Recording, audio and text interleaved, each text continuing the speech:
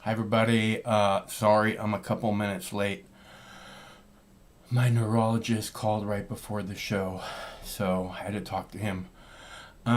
There's my Boo Bear, he's my beautiful baby, and I'm gonna go ahead and start a clip for you because I need to go brush my teeth. I wasn't able to do that before the show. So I'm gonna go brush my teeth and I'm gonna start a clip for you. And this is a Don Lemon clip, and I want you guys to notice.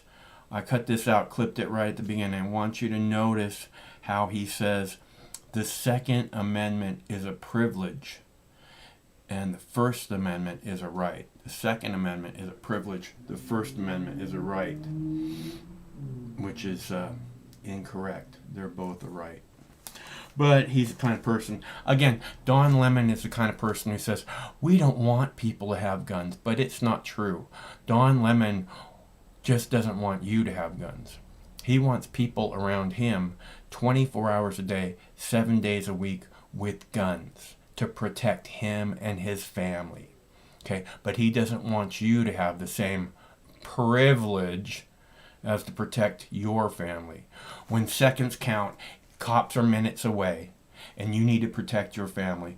Don Lemon doesn't want you to be able to do that. And the reason is because he has people who protect him. He doesn't understand your need to have to be able to protect your family. He has people who protect him, paid for most likely with your tax dollars. Remember I was talking about how Kanye West getting millions and millions of dollars from the COVID relief bill? So that he can have increased security. So that during this trying time, he doesn't have to worry about paying for his security. And I will guarantee you, Don Lemon, Sean Hannity, all these people are getting their security paid for by our government with our tax dollars. So remember, it's not that he doesn't want people to have guns. It's just he doesn't want you people to have guns. Your Second Amendment is a privilege. The First Amendment's a right, but the Second Amendment is a privilege. For 8 years, Barack Obama is coming for your guns. He never came for the gun. Never, ever, ever, ever. Are you being manipulated? Yes. The point is to raise money. Think about it. What's the point of putting out an ad like that? What is it? Why? Let me move on. Because there is, of course, QAnon Congresswoman Marjorie Taylor Greene. I'm running to stop gun control. Open borders. The Green New Deal. And socialism.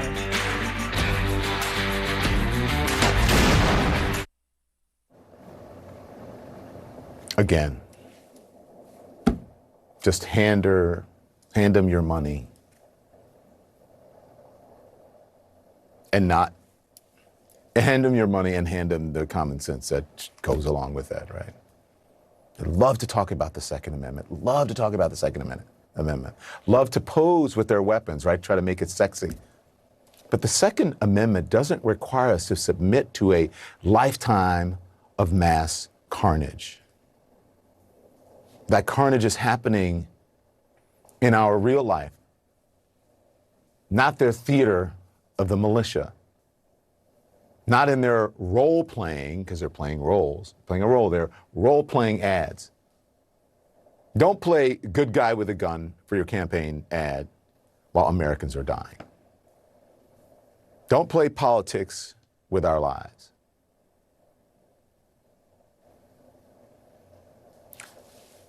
Here's the thing about America. You have the Second Amendment, which is a right in the Constitution, right? A privilege. But you also have the First Amendment.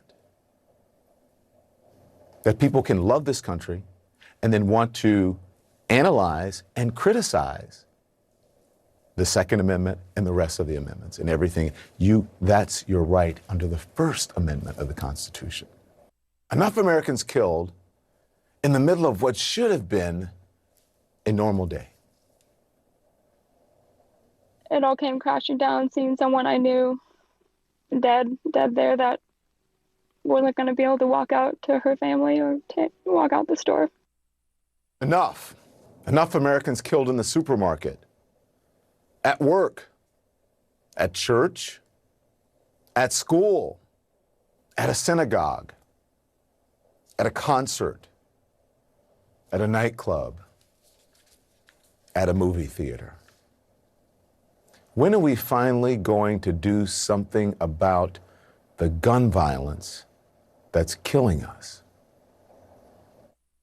This feels like the safest spot in America, and I just nearly got killed for getting a soda, and a bag of chips. How many of us do that? How many people go to the convenience store, the deli, supermarket for a snack? We sneak in, we know we're not, even if it's just, we're not supposed to eat that, but man, I love having that candy bar in the middle of the day.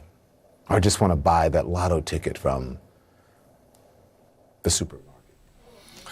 Okay, so Don Lemon's in the middle of talking about this serious thing where there's this awful gun violence, and we have to do something about it. This is so serious, people. Oh, I love my candy bar during the middle of the day. I can't tell you how much I love that candy bar. Fuck you. Okay? Let's be clear again. Don Lemon doesn't not want people to have guns. Don Lemon doesn't want people not to have guns. Okay? Don Lemon wants you not to have guns. Don Lemon wants you not to be able to protect your children. Don Lemon is surrounded 24 hours a day by someone with guns, because otherwise Don Lemon wouldn't be able to go anywhere. CNN is surrounded 24 hours a day by people with guns. So is MSNBC, so is Fox News. And why? Because the people have had enough of their bullshit. And they feel like they might be threatened by that.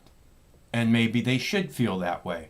And you know who else is surrounded by guns? Is Joe Biden, Kamala Harris, and the entire fucking Congress. And you know why they're surrounded by guns? Because, again, just like Don Lemon, just like Sean Hannity, just like Rachel Maddow, the people have had enough of your bullshit. And so you have to be surrounded by guns in order for you to be safe. But you and your family, law-abiding citizens across the United States, we need to take your guns away. And which will do absolutely nothing to stop criminals. It will do absolutely nothing to stop mass shootings. Okay, you want to stop mass shootings? Act like mental health care is a priority in this country. The healthcare system, the mental health care system, again, I've talked about this over and over again. I want to go back to the Don Lemon clip one more time. But I've talked about, healthcare being a matter of national security. Okay, this is obvious. And I don't ever hear anyone else talking that way. But let's go back to Don Lemon again. Don Lemon says, oh, Barack Obama for 8 years. Oh, they're coming to take our guns. They're coming to take our guns. Let's be real clear, okay? Number one, nobody's coming to take your guns, okay? And you know why? You know why nobody's coming to take your gun? Because we have fucking guns, okay? And that's just not going to turn out well for them. Does anybody believe for 1 second that if Obama thought he could take away your guns and nobody would get hurt in the process, that he would not have done it? Does anybody believe that for a second? No. And again, why didn't he come and take your guns? Because we have guns. Otherwise, he would have done everything in his power to take away your right of self-defense. And another thing is I keep hearing this assault weapons, okay? Look, these are assault weapons. Every fucking weapon is an assault weapon, okay? An 8-foot long pole, bamboo pole, can kill someone. It's not a problem. You smack them a couple times in the head and they're done. A knife is an assault weapon. In fact, I have a video clip here about a 17-year-old kid, high school student, who was shot dead by police here locally because he had a ballpoint pen in his hand. That's the kind of police we have. That's the kind of government we have. And they want to take your guns away. Because when cops are minutes away or nowhere to be found, seconds matter. You need to protect your family. They want to take away your ability to do that. And I've seen this happen. And I've been talking about this for a long time. This is not something new for me. If you go and type open carry into the Mox News page, in the search on the Mox News page, what you will find is, about halfway down, you'll find a video called "The First Time I Got High," or "Why I Hope You Will Support Open Carry Laws." And that video is about a good friend of mine who I got high with for the first time when I was 15 years old. And he was killed a couple years at an ATM machine. And I just know that if he had had a gun on his hip or a gun over his shoulder, open carrying, or if anybody else around had a gun, that was clearly visible, some punk ass fucking bitch wouldn't have walked up to him and shot him. Okay, we don't have a gun violence problem in this country. Okay, because lots and lots and lots of people have guns and never commit the slightest violent act. If the problem was the guns, everybody who has one would be committing violent acts with them, right? It's not a gun problem. It's a mental illness problem. And, you hear Biden talk. He doesn't say anything about making mental illness a priority. Kamala Harris, we got to get these guns off the street. Nothing about mental illness. All these fucking piece of shit commentators, Don Lemon, Rachel Maddow, Sean Hannity, nothing about mental illness. It's all about, guns are killing people in our country and we have to do something about it. Yes, we have to help the people that are mentally ill, that would possibly do something like this, like walk into a grocery store and shoot a bunch of people that he never met before. If you don't think that that's a mental illness problem, you don't care what the problem is. You just want to act like, we're going to resolve it this way, by taking away the rights of the people, by making it so that a mom or a dad can't protect their families. A law-abiding citizen standing at an ATM machine gets shot in the back. Again, you deserve better. It's so strange. It's so strange. I lost my train of thought. What's up, caller? Hey, how you doing? I love your show. Thanks very much. Hey, I'd like to say that if people had a T-shirt that said, "I am my own first responder," put a blue line under that, and say, "Police are number 2." Number 2. You are your own first responder. I think police are number 2 also. There you are. You're your own first responder, and they don't have to protect you. Protect yourself. Learn how to shoot. Get a gun. Well, they get paid to protect us all, and they're not doing their fucking job. That's why crime is running rampant in this country. And The reason that crime is running rampant is because the more crime there is, the more budget the fucking cops get. The number 2 piece of shit. Number 2 means shit, by the way. So when you say cops are number 2, I agree 100%. Cops are shit. Go ahead. Yep. Yeah, I was just thinking about that when you were saying that. I think that would be a good T-shirt. Yeah, cops are, well, the police. You know, there's some out there that are trying to do good, but they're in a judicial system that is non-functional, and that Yeah. needs to be changed. I think there are some. I think a lot of cops join hoping to do good, and then they find out how corrupt police really are, and a lot of them kill themselves. And they'll say, "Oh, it's because he was so stressed out." And they're killing themselves because the police are shit, and they join the organization to be better than that. And they find out that the police department, are totally fucking corrupt and don't give a damn about the public. Go ahead. Yeah, pretty much. Yeah, the police union and qualified immunity needs to go away and make them a worker like anybody else. If they screw up, then there's consequences. Right now, there's no consequences. There's qualified immunity, and that's something that is a divide between us and the police. Yeah, I mean, the cops killed Tamar Rice, right? A 12-year-old playing in the park. They shoot him dead with less than 2 seconds after they get out of their car. Okay, they get out of their car, Tamar Rice is dead. 12 years old. Okay, playing in the park. Black kid, of course. And then, like you're saying, the cops get away with it.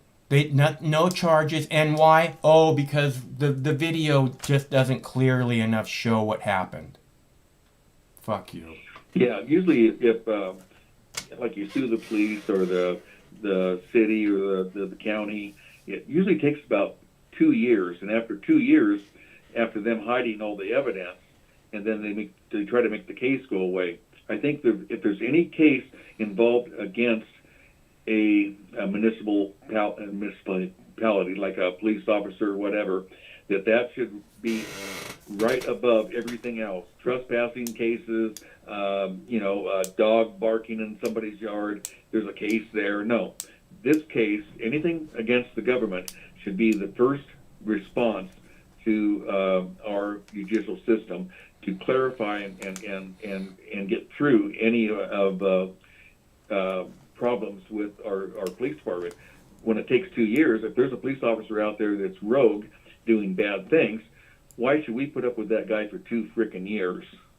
Yeah, and it Take care of should. it. Take care of it right now. A big part of the problem is that they investigate themselves. I mean, I have this video coming up of this 17-year-old high school student that they gunned down because he was holding a pen in his hand. They said it was a knife. Again, I told you guys, knives are assault weapons. He said he was holding a ballpoint pen in his hand, and they thought it was a knife. Okay, and they get away with it. And it's disgusting because I don't know.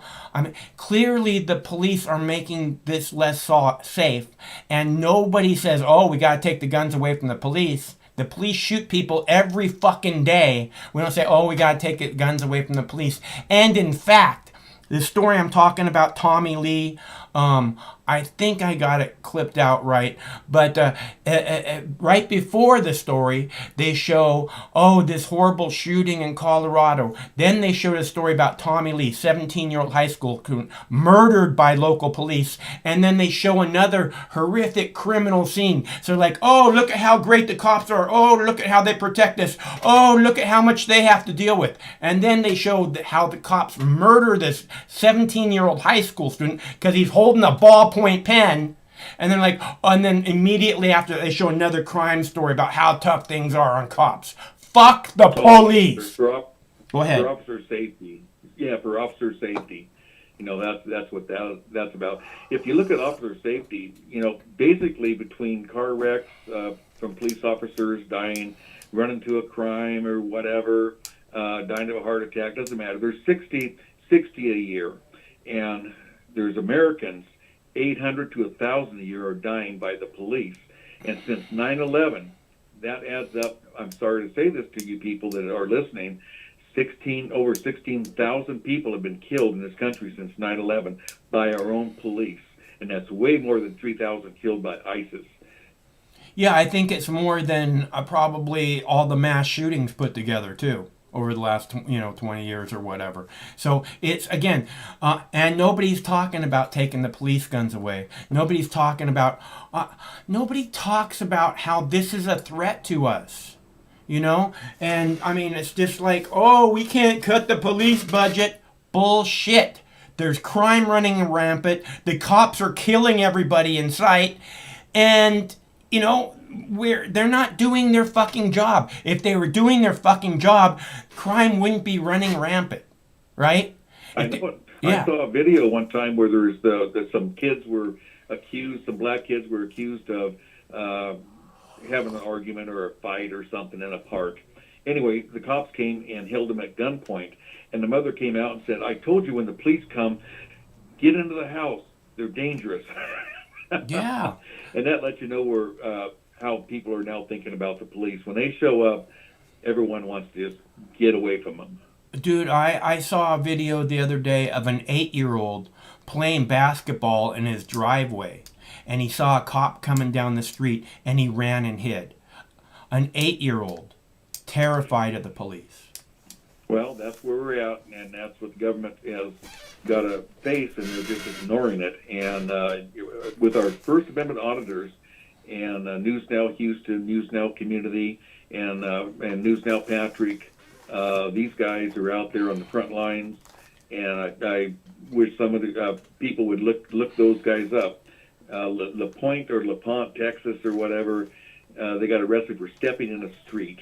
Yeah. I mean, an adult male that's lived their life over 30 years steps in a street and get arrested. I mean, wow. That's pretty bad. Yeah, they're shooting pepper balls at people in Miami for fucking partying after the government calls them. I mean, the governor calls them down. Hey, everybody come to Florida. Everything's open and you don't have to wear a mask.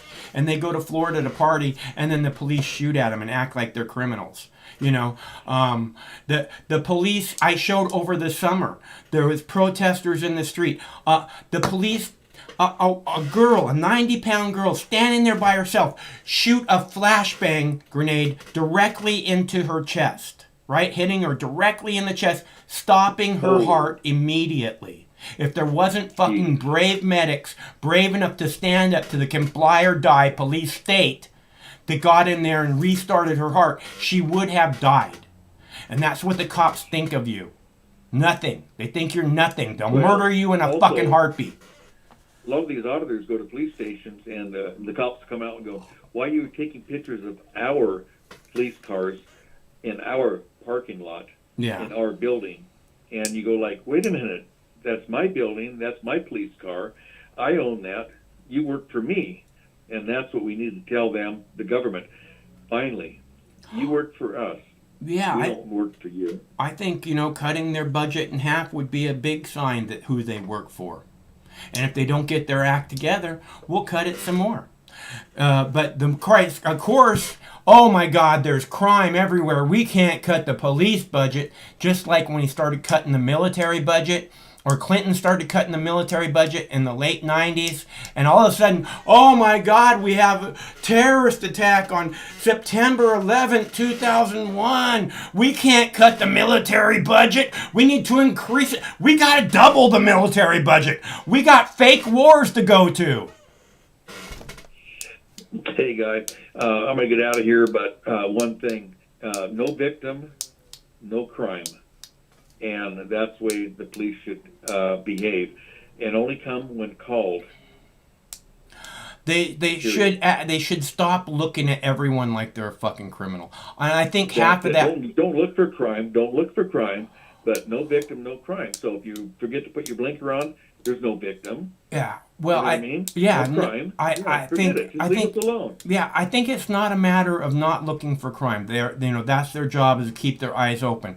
But I think if we ended the drug war, then they'd stop looking at everybody like they're a criminal. Like, oh, I know that guy has Well, drugs. I know that one. I'm in Oregon. Yeah. I'm in Oregon, and they actually made the first step to stop the drug war. Yeah. And in Colorado, they've stopped qualified immunity. So there's starting to be inroads into channels like yours and everybody else's in Britain, Australia, Canada. Everyone is being auditors, and they're starting to watch their government more closely and saying, "Wait a minute, leave us alone. You guys are overstepping your authority." And the only way to do that is through lawsuits. And apparently, there's been a lot of those going on. But the thing is, they have insurance. In Leon Valley, the gal there, the administrator said, "Oh, it's okay if you sue us. We have insurance. Yeah. It doesn't matter if our officers go out there and screw you over. That's fine. We have insurance." Yeah. Just like if the cops murder an innocent if they need to person. be held individually accountable, like if I worked in any store, any place other than the government, and I did something wrong, I'm held accountable. But the government, when they do something wrong, they go, "Oh, well, talk to my boss. Go talk to the district attorney. Oh, my judge, my friend, the judge. I play golf with him every day. Go talk to him." Yeah. And so it doesn't really get back to what is the problem, Right. because of the yeah. Or the police shoot a 17-year-old kid, murder a 17-year-old high school student carrying a pen. And then they do their own fucking investigation, is what happened. They investigate themselves. What a load of shit. Maybe we should have, maybe every time there's a police shooting, we should have the UN, United Nations, have them investigate that. How about that? I think we should They have work for us. like a We have panel. that. We pay our money. We pay our money into the United Nations. Yeah. Maybe we should call them up and say, "Hey, I don't want the United Nations getting involved in our country. I want, the people can take care of it. The people, look, you form a good committee on. I don't care if we have to do a whole national fucking new fucking department or whatever, like the TSA, but the cops have to be watched over, and they're not being watched over. There's no list of cops who murder people. They can just go from one fucking job, murder somebody, go to another state, and nobody knows that they murdered somebody. So, and you know why that's happening? The FBI is not doing their job. Sorry, FBI. No, fuck the FBI. Fuck you, FBI. It's a fucking piece of they're shit supposed organization. To be there for us. They let me down as a citizen. I'm paying my money, my taxes to them, and I thought that if there's any domestic and foreign terrorists, and if our police department is starting to be terrorizing the people, shouldn't the FBI say, "Hey, wait a minute, let's look at this"? Like they come into Chicago twice, I think, to take over their police departments because they were so bad, and then they put it back to the police again, and it's still screwed up over there. They come in not because they're shooting people. They come in because there's so much corruption. Okay, and the FBI has never had a fucking unjustified shooting. Number one, in their 100 years of whatever. Again, I know it. Fuck the effort. Never had an unjustified shooting. It's a load of bullshit. And the FBI is again, like you said, they're not doing their job. They're not investigating these things. They're these important things to people. They're not protecting the people. And in fact, for a month, up until a week before September 11th, there was 2 of the supposed 9/11 hijackers living in an FBI safe house. Right up until a week before this fucking 9/11 happened, okay? So the FBI is a fucking piece of shit organization that we don't need for a half a fucking second. In fact, the United States would be 10 times better off without that piece of shit organization. So we're clear. That's, you know what? You make a point, because I've been feeling this also, just like you, and maybe some other people might call in, but I think that FBI division is just just sucking money from the people and not stepping up. They're supposed to be for the people, and apparently all they've done is cause chaos and death. And you're right. They should be disbanded. Our money should be given back to us. And maybe we should all get together and put money into an organization that helps the people. Yeah. That's not the CIA, and it's not the government. Yeah. But we need to start something different. Not a new government, but just something that could help us as people. Yeah, I agree 100%. Okay. I'll let you get on with your show, and thank you for letting me talk. Hey, it's good to hear from you. I hope we call back soon, okay? Okay, bye. Okay, bye. And again, about the FBI never having an unjustified shooting, okay? The FBI, right after the Boston bombing, went to this guy's house who was a very close friend to the supposed Boston bombers and Boston Marathon bombers. And they went to his house to question him. Right? And I can tell you what happened. Okay? He wound up with 7 gunshots in his back. Okay? There's 5 sheriffs there and like 8 FBI agents. And of course, they don't make a recording of the interview because that would, I don't know, be stupid. So they don't make so supposedly there's no recording of this incredibly important interview that they're doing about the Boston bombing. No tape, no audio, no video. The guy winds up with 7 bullets in his back. The police lie and say, oh, he pulled a samurai sword off the fucking wall and tried to kill us. Later we find out that there was a broom handle that he may have got a hold of. A fucking broom handle. There's fucking 12, 15 fucking cops in the room, and he's gonna take him out with a fucking broom handle. They gotta shoot him 7 times in the back. Every shooting from the FBI has not a single one has never been unjustified. Okay? And people ask me all the time, right after he got murdered by the FBI, they say, gee, I wonder what it was he said to them. I can tell you what it was he said to him. This good friend of the supposed Boston bombers, the Boston Marathon bombers, right? The FBI came to him, and the people, right after they murdered him, they're like, I wonder what he said to him. I'll tell you what he said to him. They came to him and they said, what did this guy, who was like the younger brother and the other guy, he said, what did this older guy, what did he say to you? And this guy that they were interviewing looked at them and said, he told me he was working for you. And then they murdered him.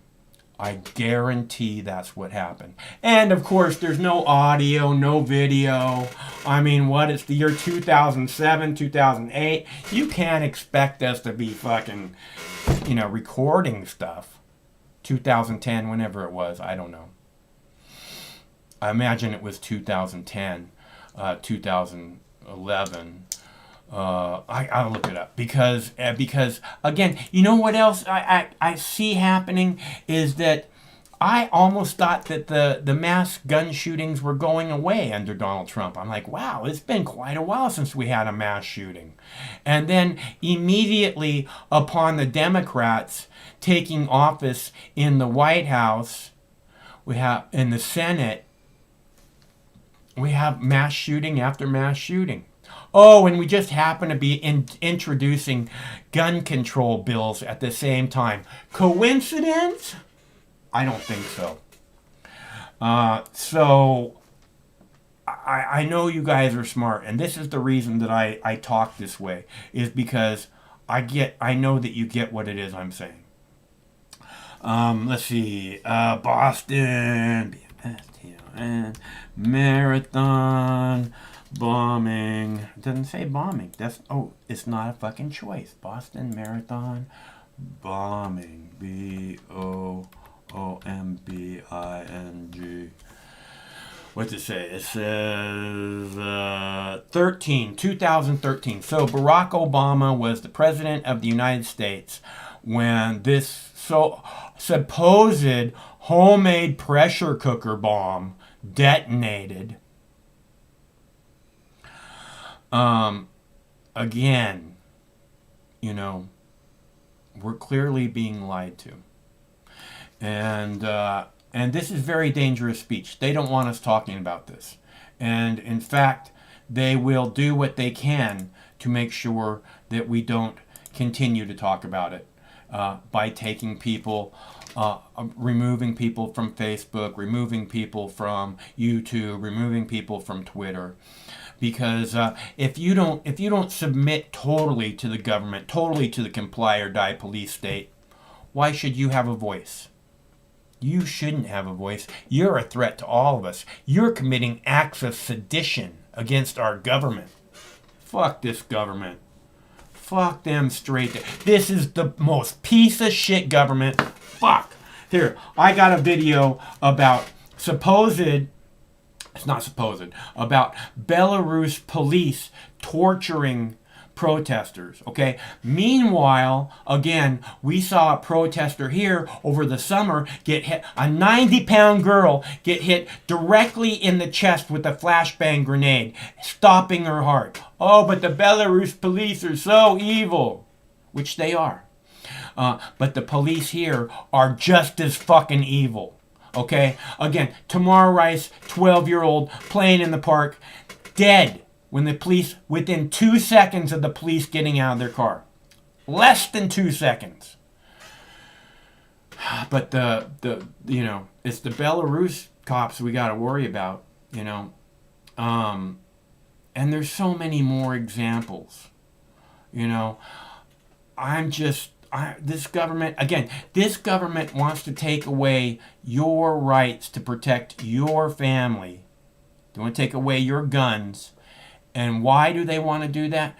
And meanwhile, the entire Congress, the entire White House is surrounded by guns, not letting the people have access at all. So it's not that they don't want people with guns, it's that they don't want you to have guns. They don't want you to be able to protect your family. And you know who they don't want you to be able to protect your family from? This goddamn fucking comply or die police state. And that's the facts. Because guns aren't fucking put, the Second Amendment is not about hunting. Okay? I grew up with 300 guns in my fucking house. Alright? And you know what? I never committed a mass shooting. So it's not the guns that are causing the violence. And every one of those guns, not everyone, but almost every single one of them was loaded with one in the chamber. My dad used to tell me again and again, it's just a fucking paperweight unless there's one in the chamber. Okay? So, and we never went hunting a single time. We go out and shoot cans, shoot bottles, whatever. We shoot targets. We don't go fucking hunting.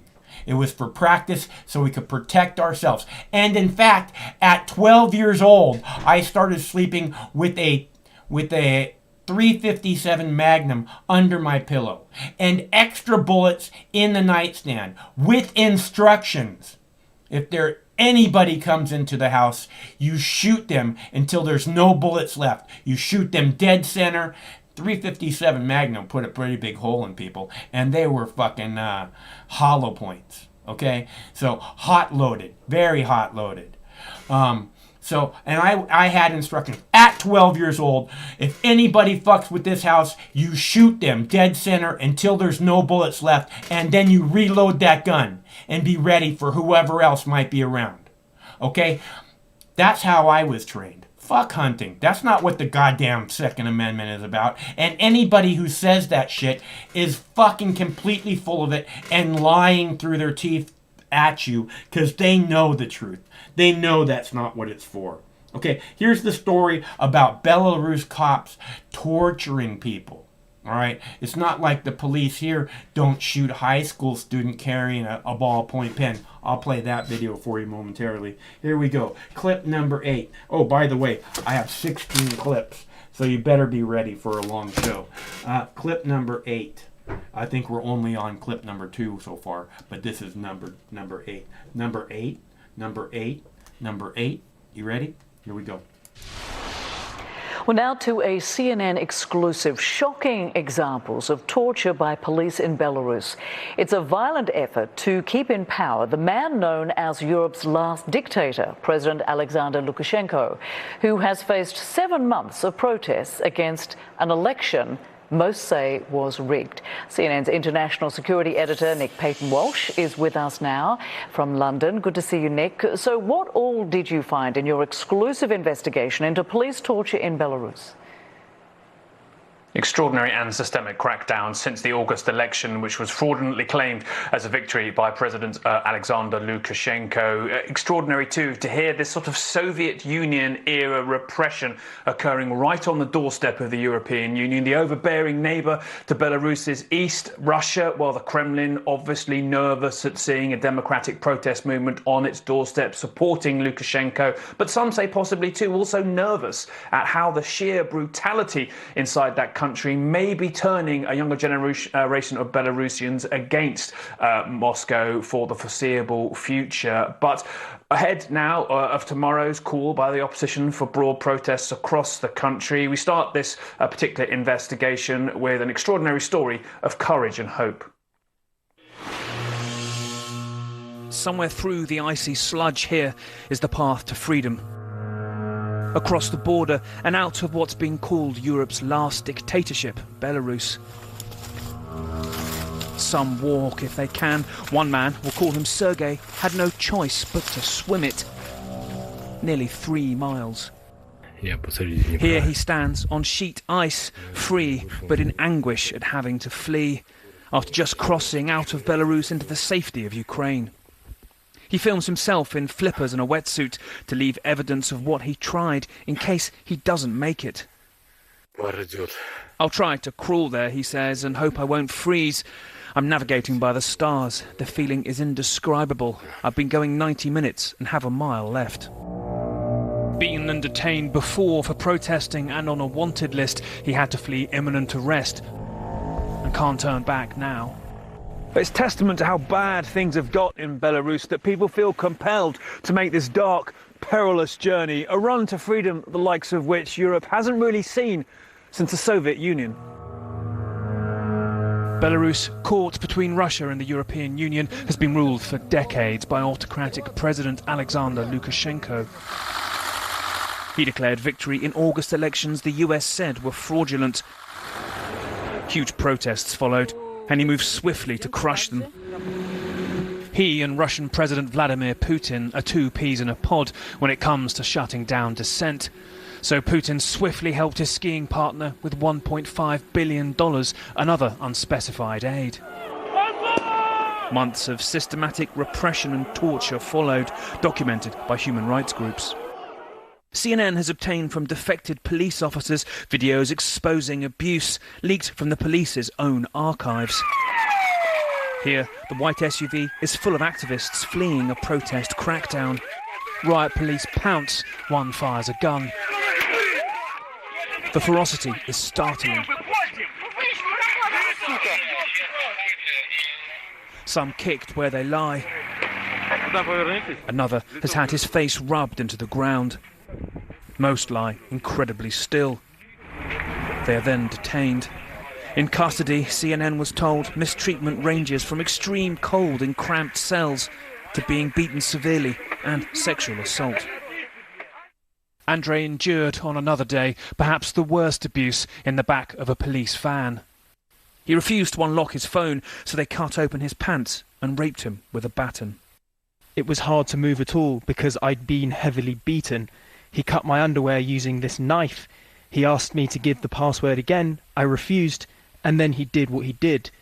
It's not just anger. Police trained to do this. We are just seeing it now at a huge scale for the first time. It's touched nearly every family in Belarus.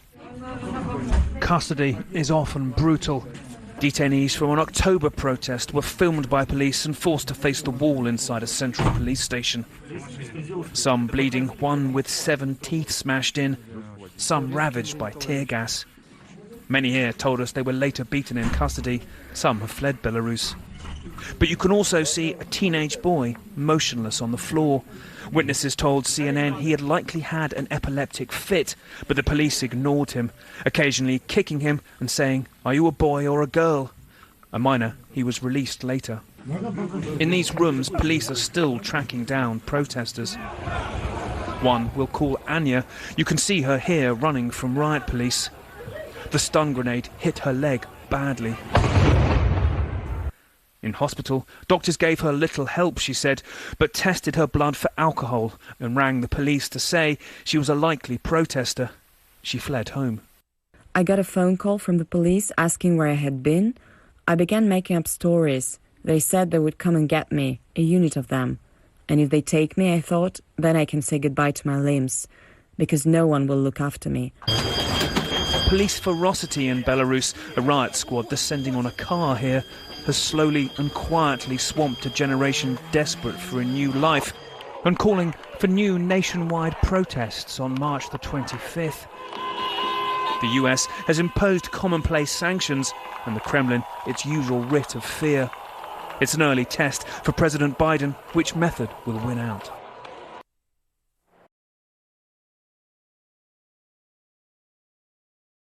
Okay, so in that video they talked about a flashbang grenade going off next to this girl's leg, right? Again, right before the video, I was telling you about a flashbang grenade shot directly into a 90-pound girl's chest, stopping her heart by Seattle police. Okay, so it's but we got to worry about the Belarus police, right? I showed you a video a couple weeks ago of cops pepper spraying a handcuffed 9-year-old girl. Why? Six giant cops can't handle a handcuffed 9-year-old girl. They have to pepper spray her in the face. If you don't think that's fucking torture, you don't really care about the truth. Okay? So it's not Belarus we need to worry about. Fuck Belarus. It's a piece of shit fucking government. It needs to be burnt to the ground, just like our own. I can't stand this police state anymore. I can't stand the bullshit police state fucking news anymore telling us, oh, look this way at the Belarus police. How about we actually look at our own police? How about we do that? How about we care about cleaning up our own yard before we're all concerned about our neighbor's yard? How about that?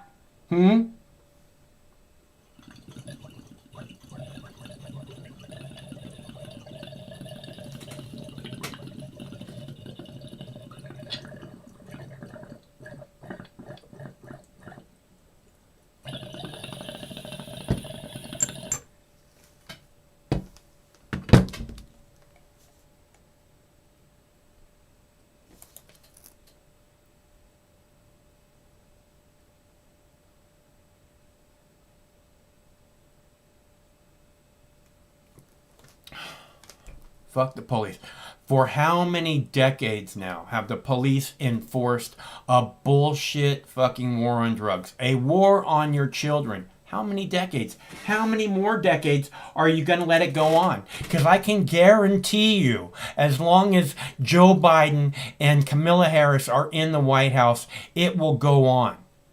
I can guarantee that. It didn't, but I'm not talking about, like Donald Trump didn't change a fucking thing.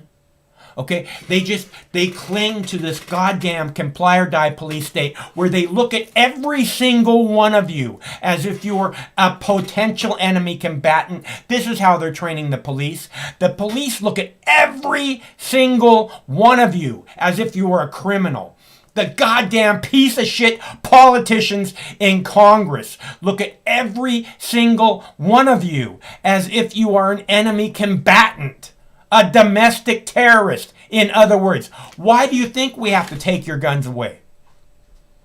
Because you're a threat to us. Why do you think we have to surround the People's House, the Congress, the White House, with military, with assault rifles, told that they're going into a war zone type operation, which means you shoot people on sight that you see as a threat. That's our government. They can have guns protecting them, but you can't have guns protecting you. And it's got to go. And it's not that they're going to take our guns away. It's not that they're coming for our guns. I'm not trying to push that dialogue. Because, again, just like under Barack Obama, who held the White House, the House of Representatives, and the Senate, and never did anything about gun control, Donald Trump did more about gun control than Barack Obama did. But you know why Barack Obama didn't come to take our guns? Is because we have fucking guns. That's all there is to it. If he would have thought that he could come to take our guns in a heartbeat, he would have come to take our guns.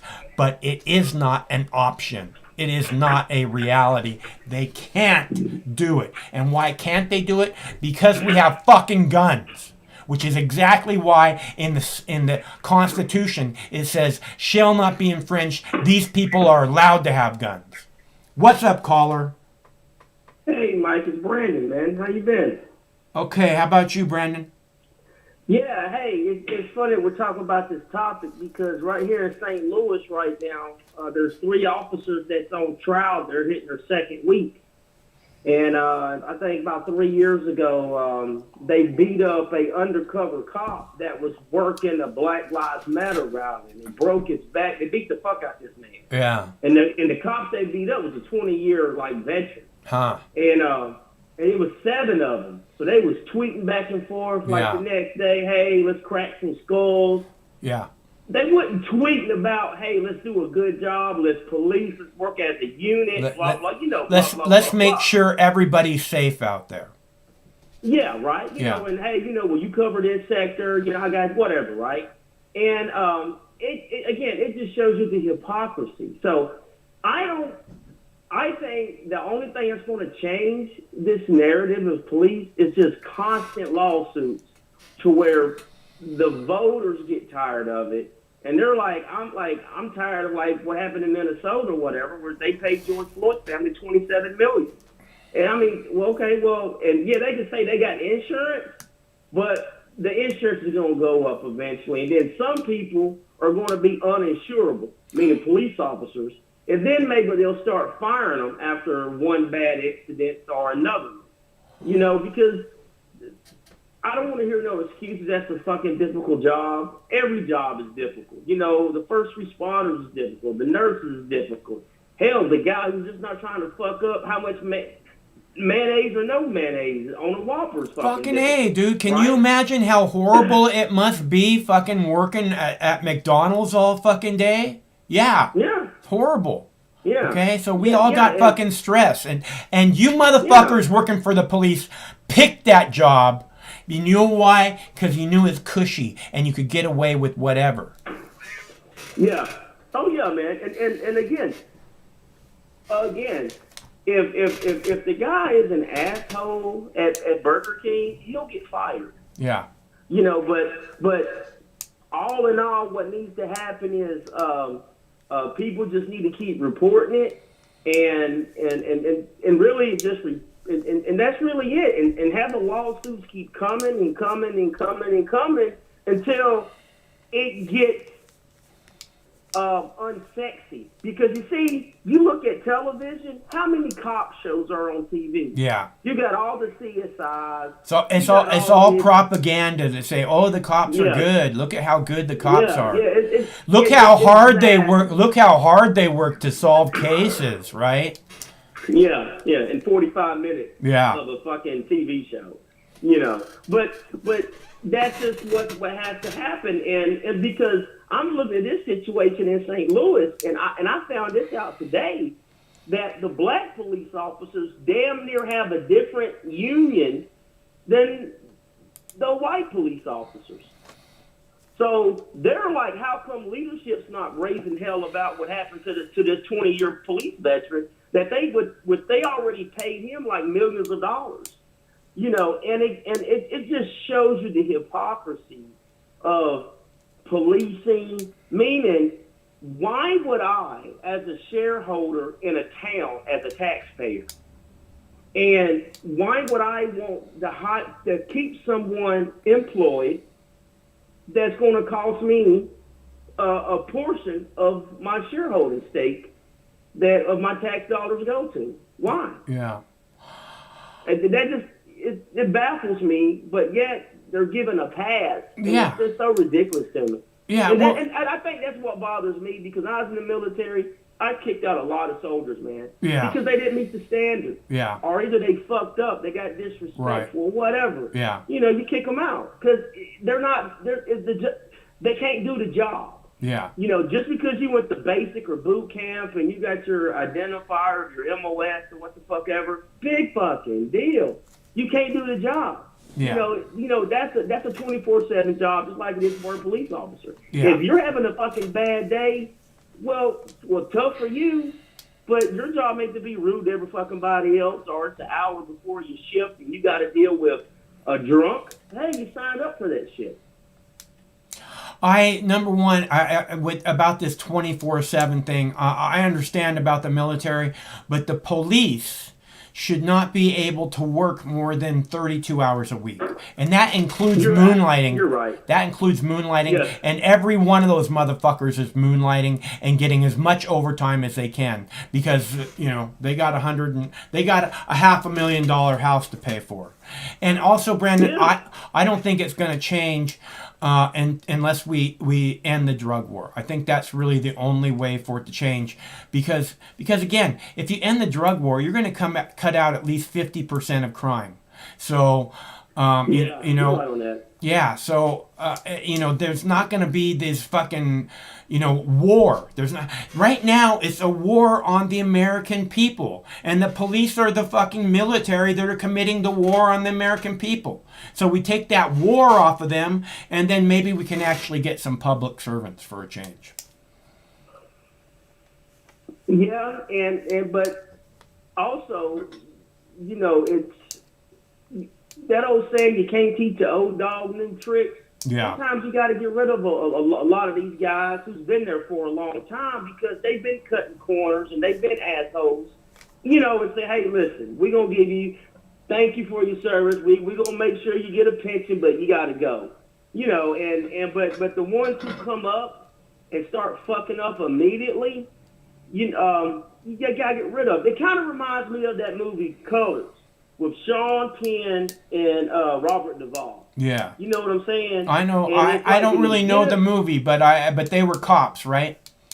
Yeah. And in the beginning of the movie, Sean, like, they're chasing a guy that they think's a drug dealer, and he gets out, and Sean Penn, he's a rookie, first day on the job. He's trying to chase this guy down. And finally, the guy, his partner, the older cop, goes, listen, there's an old saying, you know, when a young bull is with the papa bull, he sees all the cows in the pasture. He says, hey, let's go down there and fuck one of those cows. And the cop goes, but that's not how you do it. The big bulls are going to tell him, no, let's walk down there and fuck them all. Yeah. Meaning, take your time. Yeah. You know, meaning just take your time, get your facts straight. Like what happened with Tamir Rice, the guy didn't even get out the fucking vehicle. They pulled up and smoked him right there on the spot. Yeah. He was at a gazebo. You know, just he was playing in the fucking park, dude. Like every 12-year-old everywhere loves to be able to do. Yeah. So that's the reason why parents tell their kids to hide from cops, like the kid playing basketball did. Yeah. And you see this because I try to explain it to my neighbor. The reason why black people run from cops because it's never been a good outtake for them. Never in history. You know, because you know they're gonna interrogate the shit out of you. They gonna make you sign some shit, beat you the fuck up, and it's just like that. For some reason, cops, I don't know what the percentage is, but that whole entire system of the judicial system, because it makes political careers for the lawyers. And police officers get awards and badges, you know, and it's just something really needs to be done. But I'm all for, I think the other guy said, bringing the UN to investigate us. That's what we do when it comes to crimes of humanity. Well, maybe when it comes to crimes of humanity that the UN should be investigating, like lying us into a war in Iraq. I think that the UN should investigate that. But something's got to be done, and I really wish that the president can sign something on some piece of paper, say the FBI. And I know we don't want to trust the FBI, but the FBI is going to have an attitude also, and they're going to walk in there cocky, and then they're going to expose a lot of corrupt law officials, man. There's something going on now in Los Angeles where they're up under investigation because they got gang members in their police force that are just killing. Yeah. And people with no guns. They're just like, some cops get called, they show up and they just smoke somebody because it gives them rank in the fucking game. Yeah. But yeah, Mike, that's all I want to say, man. Yeah, I heard, Brandon, that there was a whole bunch of gang members, or like a whole separate gang that's like inside the prison, like the prison guards. Like there's like a gang. They're just like prison guards. Well, that explains drugs getting into why is drugs and cell phones in every prison throughout America? Yeah, it's because I don't know how you fix it, man. But obviously, and the drug war, dude. It's the only way. Yes. I mean, then then drug. It just. I mean. Then again, that's if you do that, then the cops won't be having a war on the people, because that's what's happening now. Is the cops have a war, a drug war that they're inflicting on the people, and the people don't want it. It's been a completely failed war, just like Afghanistan. I wanted to ask you about that too, Brandon. Is there like just a bunch of fuck ups in the Pentagon who don't know how to fucking win a war, or what's going on there? Look at it this way. I look at those high-ranking officials in the military, Mike, like they're the T-ball, they're like the baseball coach, or they're a coach, and they know the game plan to win the game. And throughout their whole career, they've always blown it. Meaning the big game. Yeah. But they can teach the fundamentals, but they always blow. They make bad decisions and bad calls, but because it's just arrogant. I listen. I seen it in Afghanistan straight up. That led me to my 13-hour firefight. It was that's why I'm asking. That's why I'm asking you, Brandon. Yeah, it's arrogant. It's meaning it's not my fault. But you're the fucking commander, and now you want to, go extreme. Or I've been in situations to where we had to go do an investigation. Me and my lieutenant, she had to go do an investigation because during combat, during the invasion of Iraq, a trailer that was towing equipment got a flat tire, and because the convoy had to keep moving, they unloaded everything in the trailer and put it on another truck, and they left the trailer on the side of the road, and of course, the Iraqis destroyed it, right? But it had to be a 15-6 investigation, and all that happened was when the convoy stopped for a piss and shit break, a soldier got bored and threw his knife, and the knife stuck in the tire and flattened it. And them trailers didn't have spares, okay? Something so simple, but this is what we had to do. We had to go through the streets of Mosul, me and her and two other soldiers, where we could have got killed, whatever, for a fucking trailer that you could probably buy at, Home fucking Depot. Yeah. You know what I'm saying? And it's so arrogant and added. It's arrogant. That's what I see with the police force. Well, blah blah blah blah. It's all bullshit, man. Is that what it is? Is like the people in the Pentagon are all just full of shit? I mean, is this why they can't see through the lies of aluminum tubes and yellow cake? Right? So they can't see through that lie, so they send a bunch of our guys to their deaths, our mothers and fathers, sons and daughters. Yeah, well, look at it this way, Mike. If you trained your whole life to go to war or fight or to command troops, because these are officers that we're talking about, Yeah. then they'll do anything to get in that position, regardless. You know, and when they get in that position, they don't care. I've been involved where we drop bombs on houses Yeah. that are made out of mud, and it kills everybody. Yeah. Because of why? Because the guy wanted to at the end of the fucking day. You know, and it's, you know, because you train to go through the motions, and that's really it. It's not the foot soldiers. No, it's no. the I mean, commanders. they're the Yeah, ones you that know. are they're the ones that are put into danger and trying to just fucking get through it and, you know, do the right thing. So I don't blame the soldiers. Yeah. It's the people in the goddamn Pentagon who can't see fucking Yeah. bullshit lies like aluminum tubes and yellow cake and don't mind sending people, our brothers and sisters, our sons and daughters, our mothers and fathers off to die in a fucking foreign land that most people have no idea where they're at, where it's at, based on lies. I mean, all those people belong in prison, don't they, Brandon? I would say I agree with you. Someone needs to go to jail, but I don't. It's everything is tied to the stock market. Really, when it comes down to it, and that's all the investors. Believe me, these people who are investing in these wars, that's what they want. So they don't give a damn. They don't care. You know, they ain't got no goddamn morals, man. None of them got fucking morals. Not one of them. You know, but yet that war between, especially that war in Iraq, that made a lot of millionaires and some billionaires. Yeah. And that's and you know, and there's you can't make that shit up, man. You know, people will literally vote to send people to die just because it's all about money.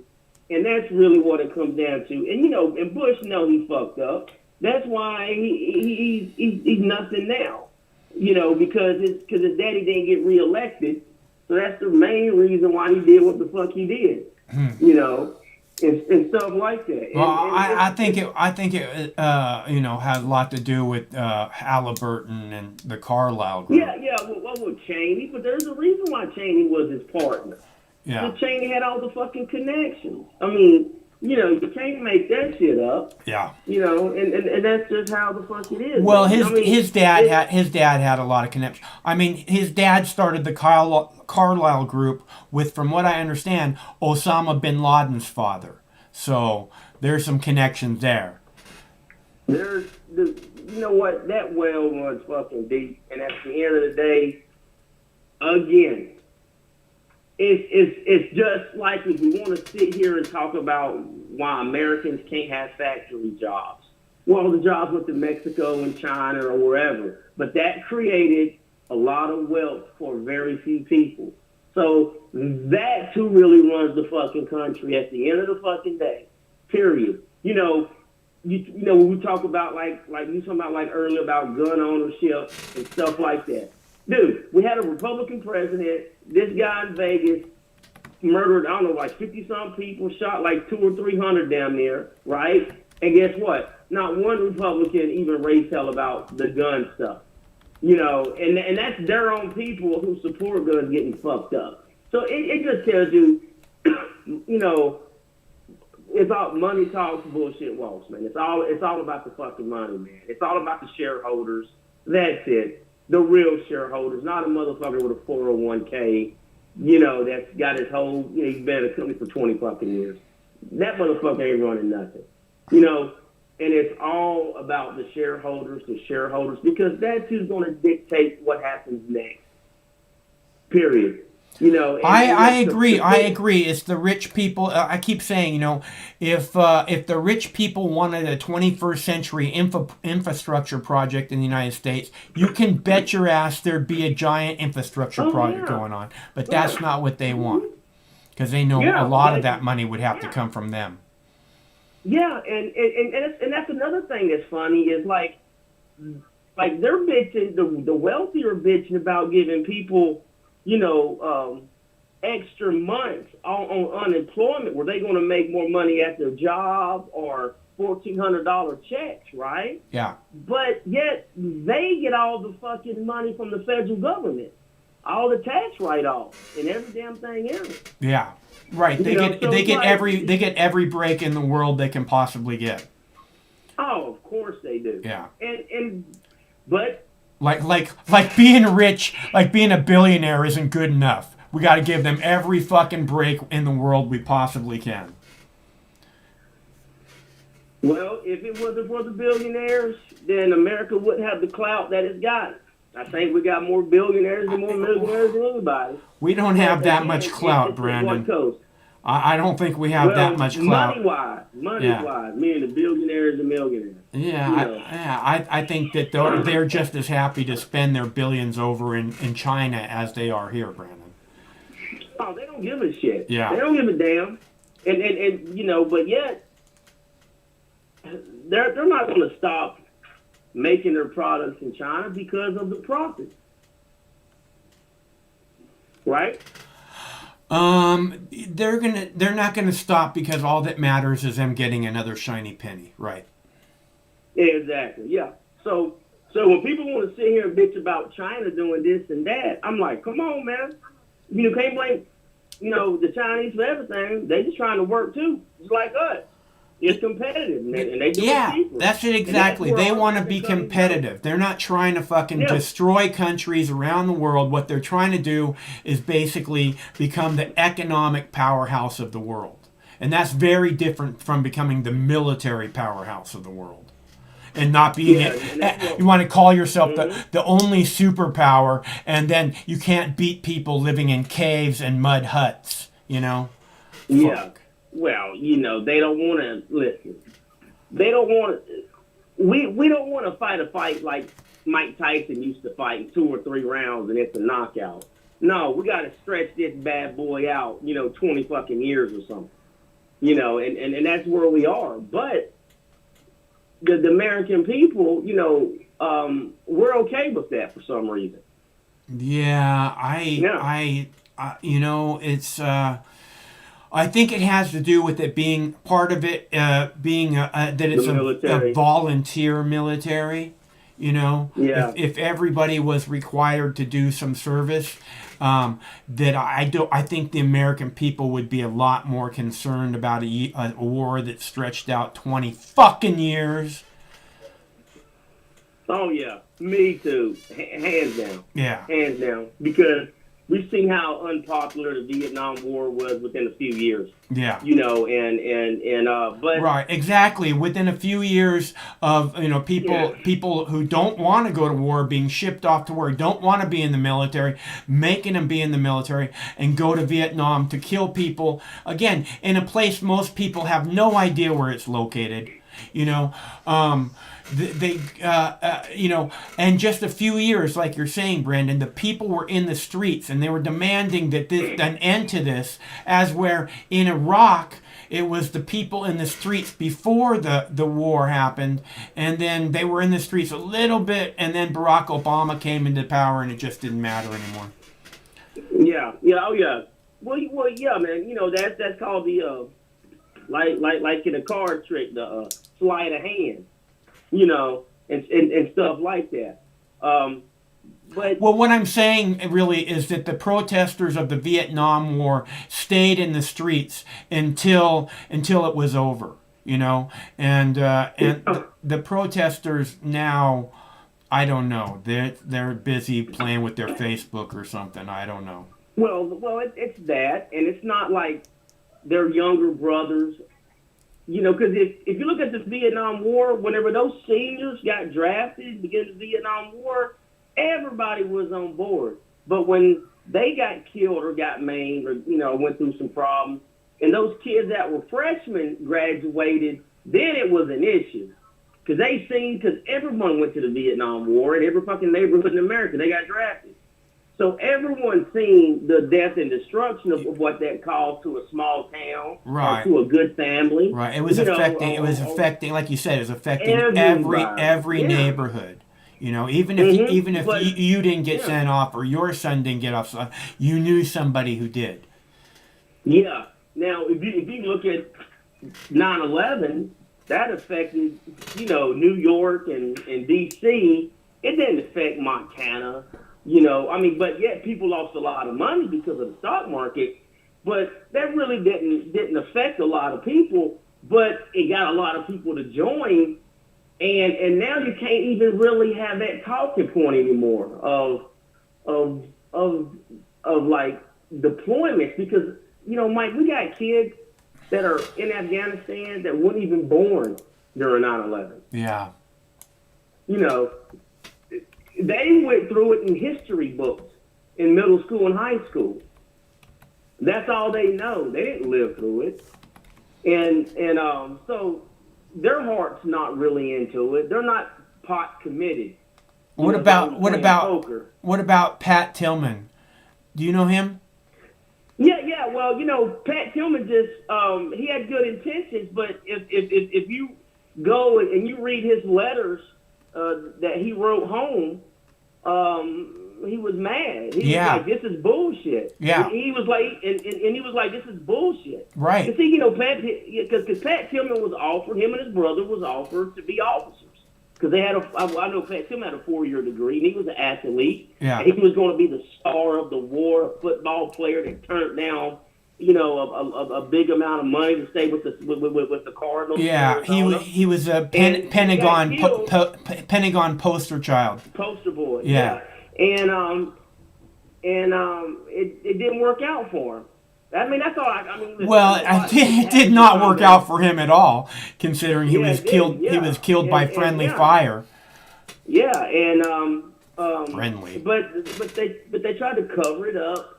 Yep. Listen, man, I've been briefed on shit that 2 weeks later the shit hits the news, and I'm in Iraq, and I'm like, holy shit. Like I knew when people was getting the Medal of Honor before they got the Medal of Honor. Well, that's and shit like that. And then when there's a big investigation that's gonna make us look bad while we're deployed because some soldier did some bad things. And then now we gotta go out on patrol and we gotta deal with it. Whether it be they rape an Iraqi girl and murder her family. I've been there. That was just the 101st Division when I was deployed.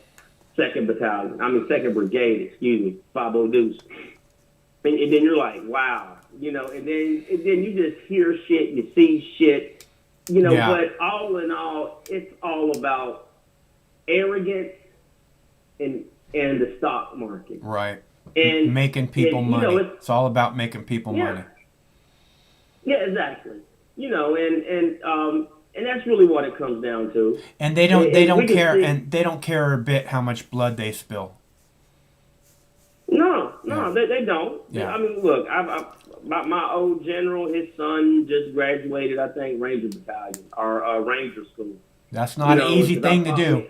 Yeah, no, but I'm friends with my old colonel now. He's 2-star, 3-star, on Facebook. And he posts pictures. He don't ever say nothing. He just posts pictures of what's going on. His job and stuff. And I remember his kid. You know what I'm saying? But that one don't fall far from the tree. But I don't know why he'd want his son to be in the military though. I'd be like, nah, go to college and be a major or something. Yeah. Right? Yeah. Brandon, Iraqi state television.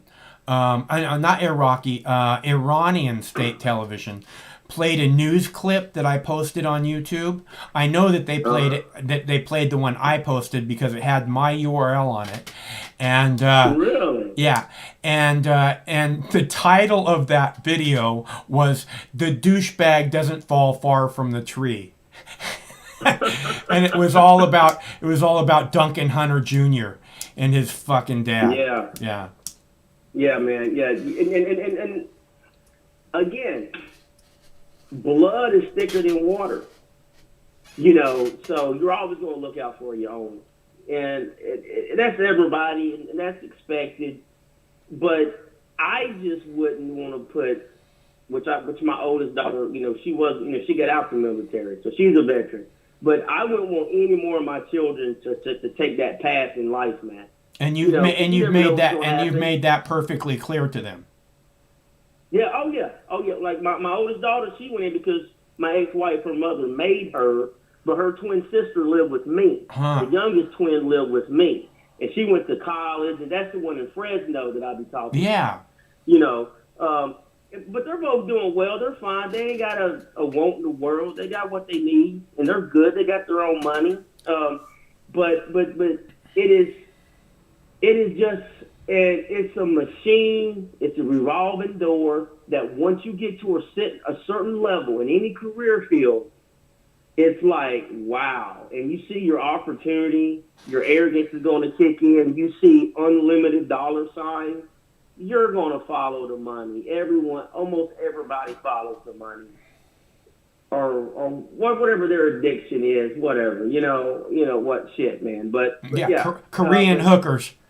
Yeah, there you go, right? Yeah, Korean hookers. There you go. Pizarro, his punk ass. Yeah, but yeah. Oh my God, man, that guy was a character. You made him sound like it. That's for sure. Yeah, I mean, I can't say he was a bad soldier, man. He do what you told him to, but yeah, yeah, man. But you go AWOL in South Korea, and we're like, where the fuck did he go? He's on the peninsula somewhere, motherfucker. You know what I mean? He's laid out with some hookers. Yeah, but yeah, man. But you know, it's and that just shows the greed of America. Like, just that commercial you show where people are going to talk bad about what's going on in that fucking country and everything else. You know what? Those people are either protesting because they don't like living over there, or either maybe it's the UN or us. Well, they were protesting. You're talking about Belarus. They were protesting, demanding free and fair elections. And they showed the police. They showed the police abusing them. And of course, when we demand free and fair elections, they treat the people like protesters, like domestic terrorists. So right. Yeah. So, but they're the bad guys over in Belarus. Yeah. Go ahead. Yeah, but there's a reason. It's more than just protesting. There's a reason why that shit's going on over there, and there's a reason why Putin is trying to, cut the goddamn head of a snake off like he's always did over there. Because Putin can't have that shit in his country. You know what I'm saying? Because he wants to stay in power. Yeah, it's all fucked up. It's all power grab, money grab. He hates protesters just as much as Joe Biden and Donald Trump and Barack Obama. Yeah, well, they just want to stay in power. I mean, shit. Like I'm looking at Ted Cruz, and Ted Cruz is just going to run against the president. I'm like, how many times this motherfucker going to run for president? But then again, I look at Joe Biden. Well, maybe he'll be president when he's 80. You know what I'm saying? Like, yeah. Motherfuckers don't give up, man. Yeah, I have a clip about fucking give up. I have a clip about that too coming up. But yes, and the problem with Ted Cruz running for president is he was born in fucking Canada. Okay? And not a single motherfucker says a word about it. Nobody in Texas, where they love America so much, says a fucking word about it. He's Cuban. But his wife works for Goldman Sachs. You fucking know that, right? Yeah. Why else would he marry her? Well, yeah, Trump said she looked like shit. Now listen, man, Mike. I lived in Texas for 3 years, right? I couldn't imagine telling a Texas man that his woman was ugly. He'd whoop my ass. And I expect him to whoop my ass. Yeah. But then again, Ted Cruz is Canadian, so... You know what I'm saying? Ted Cruz is a motherfucking pussy from hell for sure. He's not. Oh my goodness, I can't imagine him actually genuinely standing up to anybody. Unless he had guards. Unless he's surrounded by National Guard troops that won't let anybody get near him. Yeah, that's a pitiful man right there. Yeah. Yeah, and again, it's Texas. Everything's bigger in Texas, but I don't know. There's a lot going on, man, and now it seems like the shootings are back. Yeah. You know what I'm saying? Like, yeah. Shit.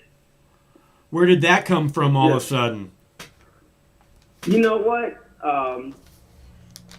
One person did it, and it just started the ball rolling. That's typically how it goes, right? Am I wrong or right? Once there's one, there's two or three down the road, and it calm down for a couple months, typically, and it starts back up. Yeah, man, it's fucking shit.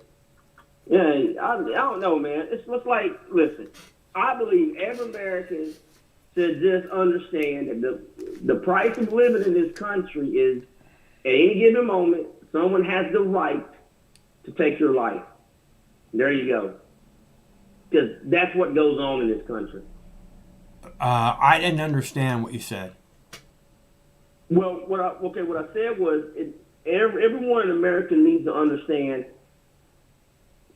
that every American needs to understand that at any given moment, someone has the right to take your life. How is that? Because they can own a gun. Well, but that doesn't give them a right to take your life. But it's we ain't trying to fix mental health. Well, right. I mean, this is the real problem, Brandon. It's not the guns. You know, I mean, like I said, I grew up with 300 guns. I grew up with 300 guns in the house. They weren't for hunting. They were pretty much all loaded. 357 under my pillow at age 12. You know, it wasn't a game. You know, and I never committed a mass shooting once. Oh my God. Well, obviously, now these young kids that are in their 20s and 30s committing all this crazy shit. They was giving Ritalin and all these goddamn pills their whole. Well, I don't know about Ritalin. They're giving these pills their whole fucking life. Yeah. You know, and they was nerfed. They was given trophies. They put a helmet on them when they ride a fucking bicycle. You know, it's no. That's part of life. You know, shit. If you came outside the cave and there was a saber-tooth sitting there waiting on you, you better have that spirit within the arm's length. You know, but for some reason we just have nerfed each other so much that when some people have a bad day. Not to make fun of that police guy talking in Georgia about the guy having a bad day. They people really have a bad fucking day. Yeah, some people really have bad days. Yeah. Yeah, and it's mental. And then you look into people. It's so hard to even be successful. It's just so hard just to have a family. You know, I can't imagine having a family, Brent. I keep thinking about it. You know, I try really hard to take care of the dogs. You know, and I just can't imagine. I just can't imagine having children. I just can't. It's like I mean, the dogs mean everything to me, and you know, I can't imagine what it must be like to have a kid. You know, my son just got his permit today. What are you talking about? I mean, like a driver's license permit, or he just got his driver's permit today. Yeah, yeah. Well, you don't have anything to worry about. My ass. I wanted to be a race car driver when I was 16. yeah, I know, right? Yeah, but you know, it's just. I believe that when the 70s and 80s got kind of rough economically, and the structure of, I don't know if you want to call it family or values of whatever the values were in America at that time, they got more harder to maintain because of work and jobs leaving.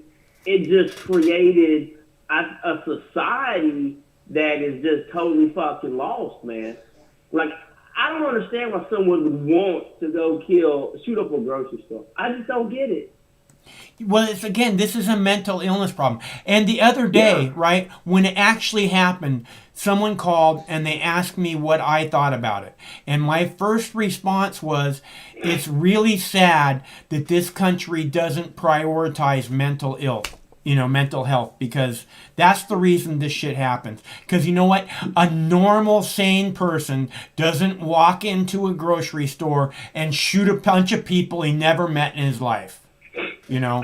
Well, but I say that they're going to give you medication But I believe it's more of a structure issue within our society, meaning if it was a little more user-friendly to be successful as a man or a woman, then the people you was around or the people that's around you wouldn't let you or you wouldn't let them behave this way. Meaning kids grow up in a better environment. There's not a lot of crazy shit around. You know what I mean? You're going to have your fucked up neighborhoods, don't get me wrong, but this ain't a fucked up neighborhood. This shit is happening with people who, their life should be Gucci. It should be so easy. Yeah. But yet, it's mainly men who don't get, young men who don't get laid, who don't know how to ask a girl for her phone number. I don't get it. Or either they just look at the girls on the internet and think that's how every woman is, and she does this and that in the porn scene. You know, it's totally ridiculous. And I don't know, Elvis. I don't know how you fucking fix it, man. You know what I mean? You prioritize mental health in this country. You make it a... Look, I've said again and again, healthcare is a matter of national security. Number one, the healthier the people are in your country, by far the more secure it is. And number two, if you prioritize mental health, this shit with these fucking shootings would pretty much go away.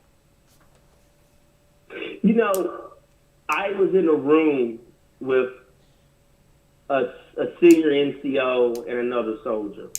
And the soldier wanted a day off because he had to take this girl that he got pregnant to get an abortion. Mm-hmm. And the girl was in the military too.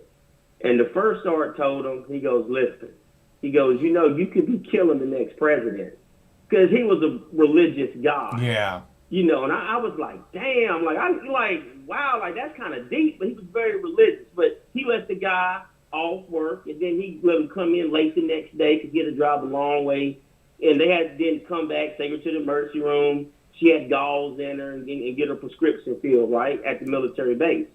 But there's been a future of great Americans murdered by just people like that. They don't make, or let's say they're not Americans. Like, you know, I'm pretty sure some of them Asians, you know, in Atlanta, they might not have been American citizens or whatever. Maybe, I don't know, right?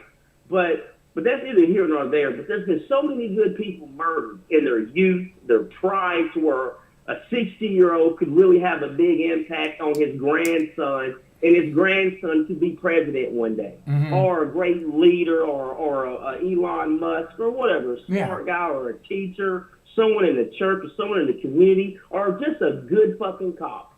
You know, but someone just a good person, just a good person who makes their neighborhood a nicer place. You know. Yeah, and that's the problem, because you expect stuff like this to happen in bad communities because of gang violence. And you know, if you're on one side of the street and the other street cuts up, y'all shooting at everybody on the other side. It doesn't matter. You know, that's like a war zone. And it's understood that way if you live in those communities. But when someone just is like, well, I'm going to wake up and it's, okay, well, I'm going to eat breakfast and I'm going to go gun somebody down. But yet 3 weeks earlier, they do something that they've never done. They go buy a weapon, and everyone's looking around like, where are you guys? Why are you going? Like, this is not, like, where'd this come from? Yeah. You know, or whatever. And meaning so many people see what's going on. Prime example is with the Me Too movement, right? Or either people who molest children. Everyone in that fucking family knows who the fucking creepy uncle is. So you know who to keep, but you just worry about keeping your kids away from them. No, fuck that. Keep all the fucking kids away from them. But that's a friend or a family, or you don't want to get involved, then you don't be outspoken. And I think that, like, you remember that slogan, just say no to, or just say no to drugs? Nancy we need Reagan. That slogan. If you see someone who you think or suspected, you need to talk to somebody so we can get that person help. Yeah, I agree, but the thing is, Brandon, is that there isn't a prioritization of the mental health. So, you could who do you call? I mean, you call the police, and the police say, "Well, there's nothing we can do. He hasn't committed any crimes." Yeah, but Mike, listen, guns have always been in this country. Mm-hmm. I just think maybe it's people who don't want, because their kid wants to run around all day, bouncing off walls, you want to give them a pill. Okay? And me and my wife tried that with my son just because my son was having a hard time in school. Yeah. And they gave us Adderall. And it was a Saturday morning, and that Saturday was my wife's birthday. Yeah. And we gave him one pill, and we went out to eat that day. We went bowling, and you know what? My son didn't talk shit to me the whole time. Because me and him talk smack. If we're doing anything competitive, he's running his mouth, I'm running my mouth, right? And we bowling, and my son was just bowling like, hey, okay, Dad, your turn. I'm like, and then when we drove home, I said, hey, babe, I don't like that. Yeah. But what the doctor told my wife was, give it to him on a weekend, give it to him on a Saturday, right, and on a Sunday, and just see how you think it, because it's your son. Yeah. And that Sunday morning, I told my wife, I said, look, babe, I don't really think it's a good idea to give him another pill. So I didn't like how he acted yesterday. He wasn't himself. Yeah. We gave him the second pill Sunday, and he sat on the couch all day and just chilled out. Yeah. He didn't play on his phone, no video games. Yeah. He was real quiet. He wasn't like he was, at least Saturday he was fucking talking. Yeah. And we didn't give no more pills. Nope. And it took him Thursday or Friday before he got back to himself. Yeah. So these kids have been feeding this medication, changing their fucking brain or whatever, because they're trying to stay on top of the game by studying or whatever. And yeah, it may make some people a little more smarter, like a Ben Shapiro who takes the shit every day. And he said that shit on the Joe Rogan show. Yeah. His fault. I don't like his punk ass. I mean, like, I like Joe, but not Ben Shapiro. But it's not built for everybody. That's why some people can drink alcohol and some people can't. Yeah. Or whatever. Yeah, I can't drink alcohol. If I have 2 shots of vodka, I'm on my hands and knees trying to hold on to the world so that I don't fall off.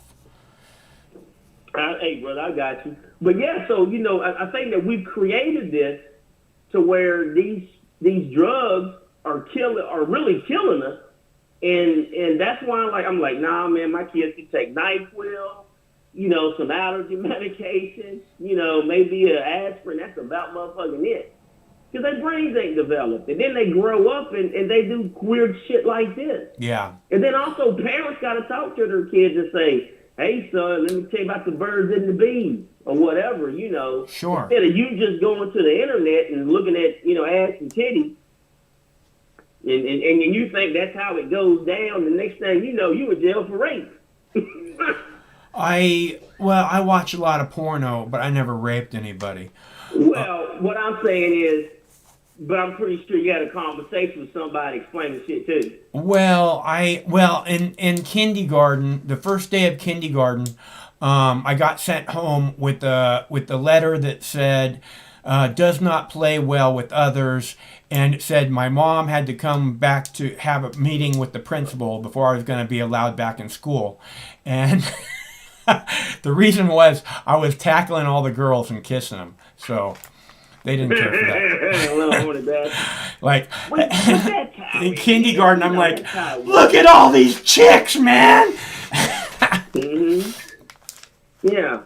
But, that's how things just, I don't know. It was, it was different then, and now it's just, people just, again, I don't mind no one wearing a helmet, but if you're a little kid, you're not going to fall that far. You'll be okay. Kids need bumps and bruises. I think we're nerfing the world, especially in America, in our youth up to where probably, 10, 15% are just fucking crazy. And and they're going to need help their whole lives. And we have to be careful so that they don't snap. I mean, it's like, I don't want a bunch of sling blades in America. You know what I'm talking about?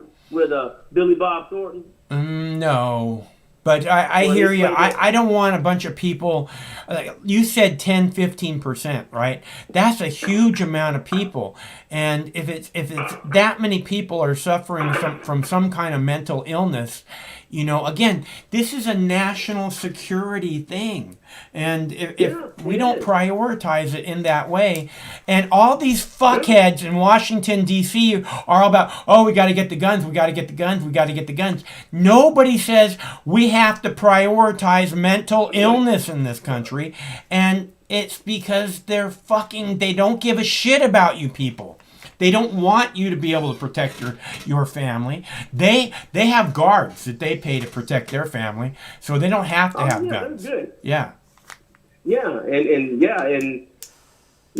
have a lot of resources, but I don't know how we do the behavioral health thing, because then it's going to be, I have the right to be crazy. People going to actually say that or whatever, So it's going to be all fucked up, man. Well, you have the right. You have the right to be who you choose to be. But you don't really have the right to be mentally ill. That's something that we can help you with, and it's not like because mentally ill people are dangerous, and we don't want you to hurt yourself, and we don't want you to hurt somebody. So let us help you. Well, but it's so hard to even have people that say that's in your family, that you've known somebody for, say, 30 or 40 years that's fucking schizophrenic and crazy. It's so hard to have those people where they got to forcibly, or you got to commit them. It's so hard. Well, yeah, it's horrible. Some of those people, some of those people may be very young. I don't know. I think a lot of the issues because it's really the younger men. Yeah, I'm not talking about committing anybody. I'm talking about, let's talk to someone. Let us get you someone to talk to, and then you talk things out, and that's how you become not crazy, is by discussing your crazy thoughts, because which thoughts are crazy, but you may not have control over it. Well, that, and you got to take all the child molesters outside behind the barn and yell at them, because they fuck up a lot of kids. Well, I think, honestly, I think that the war profiteers are by far worse than the pedophiles. I mean, the war profiteers are killing children simply to make a shiny penny. Again, the pedophiles are fucked up in their heads somehow. Not that I'm trying to make an excuse for them. I'm just saying. I'm just saying the war profiteers I see as way worse than the pedophiles. So you can take them out behind the shed, no problem, in my opinion. But again, people with mental health issues, which I'm not going to give the fucking war profiteers that break. But people with mental health issues, they should try. We should at least try to help them, and they're not getting any help at all. Oh yeah, they're not getting. I mean, we can look at a child in school and know if that kid is getting treated right, and that's a start right there. But maybe if we can provide that family something, then maybe the kids, the parents ain't taking all the kids not getting all the blame for everything. It starts really, to me, when it comes to mental health, if you're not born with a certain issue, I think it starts in the house. With some form of just not being loved, not being wanted, and being abused, of course. If we can fix that, because you look at violence, a majority of the violence is in those communities to where obviously that community has those type of issues. And it just keeps reproducing felons, or people who's making bad mistakes. Now, you look at the rich neighborhoods or the middle class, you're going to have your random shit, kid hang himself or whatever, or something bad, like, someone shoot a school up. But, man, and that just trickles downhill, dude. Like, we do got a mental health issue, but I don't know who can fix that shit, man. We have to fix it. We have to stop. Look, these fucking shit ass politicians are the problem, right? We're being misled. We're being misinformed. We're being misdirected. They're saying, "Oh, the problem is the guns. We got to make tougher gun laws." You know, gun laws only apply to law-abiding citizens. They don't apply to criminals. They don't give a fuck about your laws, obviously. Okay, so it's not going to do any good to make tougher gun laws, except for it's going to make it more difficult for law-abiding citizens to be prepared to protect their families. Now, if you prioritize mental health disorders, we got to help these people. Then you might actually stop one of these shootings.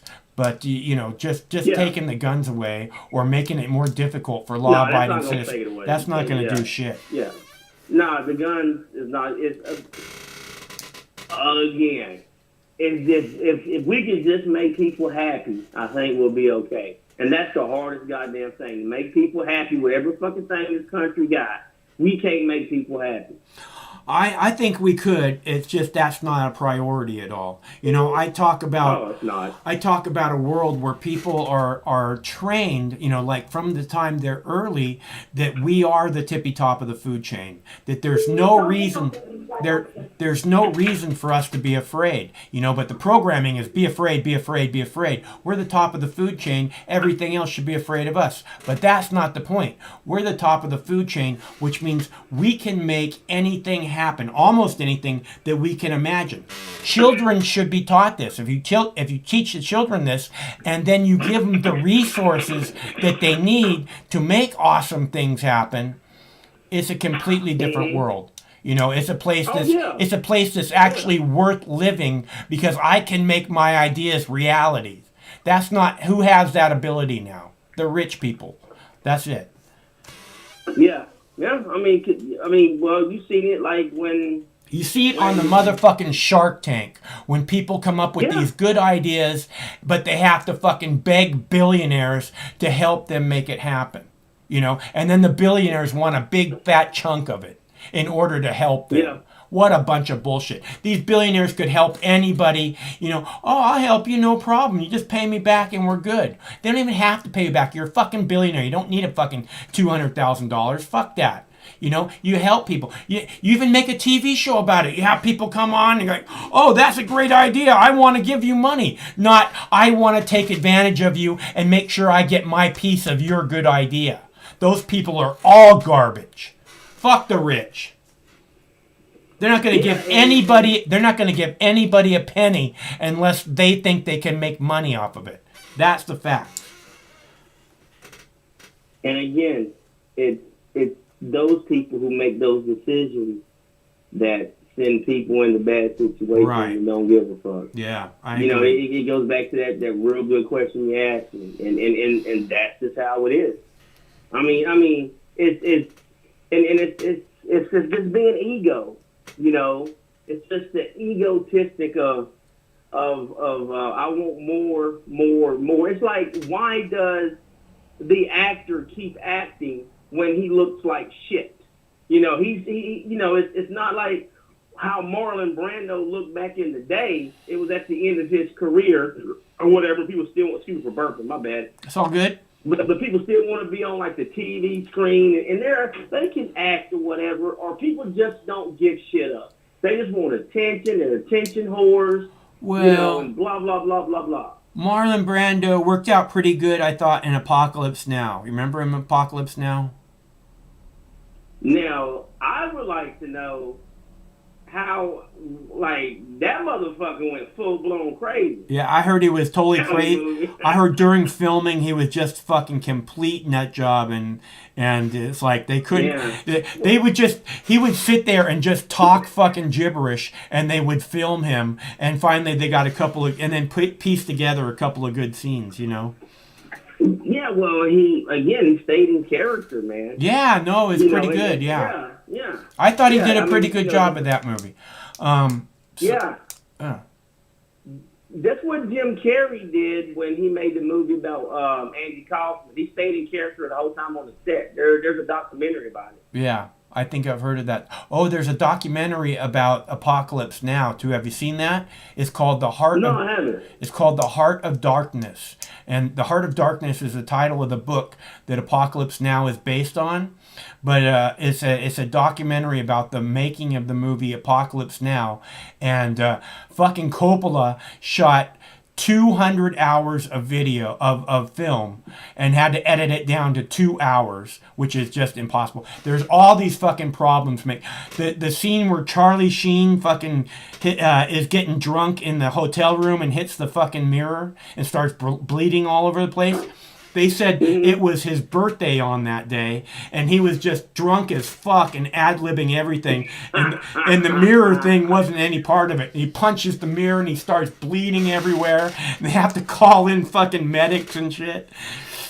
What a hell of a life that man has been living. Yeah, well, him and Charlie banging 7 gram rocks and fucking hookers, 2-3 hookers all night long. You know, come on, boy. Yeah, man. Yeah, like his movie career, then he had that sitcom career, and now he has to deal with his health. Yeah, man. Like, what the? Like, who the? I don't know. He said he got. Well, I guess he got more than tiger blood. But yeah, all good. I'm sure of that. I am absolutely sure of that. That motherfucker got some venom. But yeah, but I always like his work, so I always Charlie the best. But yeah, Mike, it's good talking to you, man. Yeah, it's always good to hear from you, Brandon. Okay, you take care, man. Okay, I'll talk to you soon. All right, so I got a video here about Brandon was talking about how these old people are basically running the country and we need fresh blood. And I have a video from Kennedy today where she pretty much agrees with what he's saying 110%. So I thought you might like to see that. Video number 7. I'll be right back. Brian Brenberg, thank you so much. We can't wait to see you back in studio. It's going to happen soon. You bet. Brian Amick. Yes, sir. Yep. See in ya. person. You just said yes, sir. That's fun. Usually that only happens to me at Starbucks when I'm wearing hoodies. All right, Joe Biden is set to become the first ever octogenarian president in American history. Yay. He's now reportedly warming up to the idea of a second term. Why not a third? Sources close to President Biden say he's considering a re-election run. And for those of you playing along at home, Joe Biden will be turning 82 years old in 2024. I think that's great. He's going to be 79 this year. Oh, yeah. Have you seen this guy lately? And this is the kind of thing that happens at 78. How much fun will his second term be? The party panel is back. Inez Stepman, Catherine Maggie-Ward, and Michael Gordon. Michael, is that really a great idea, second term for Joe Biden? Yeah, absolutely. It's a great idea. First of all, he's doing really well right now. He's significantly more popular than Trump ever was. By the way, Trump's talking about running again, and there's only a 4-year age gap, and I don't hear any. Oh, yeah, you don't have to tell me that. Yeah, well, I'm not a Republican, and I'll tell you all of it's a bad idea. I don't even care if that sounds ageist. You got to get all these old gummers out of office. That means Nancy Pelosi, Steny Hoyer, all of them. Just done. I don't care. Like when people in their 60s start looking like svelte and sexy, which they are, don't get me wrong, then it's time for a paradigm shift. Hey, so Kennedy, I want to give you my prediction though. So Biden is going to be reelected to a second term, but he's going to step down reasonably early on, and Kamala Harris will become the first woman president, and Biden will get an additional place in history for doing that. That's really exciting. Yeah, because she won't have done it on her own. That's great. How paternalistic. Catherine, your thoughts?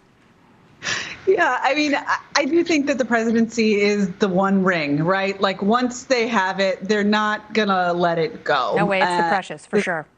It's the precious. So I think that's just a universal. I think that, we should have assumed from the start that being elected to one term meant he would run for two. Forced to choose between a geriatric Joe Biden and a peak of her powers Kamala Harris, I am not actually sure which sounds worse to me. Presidency.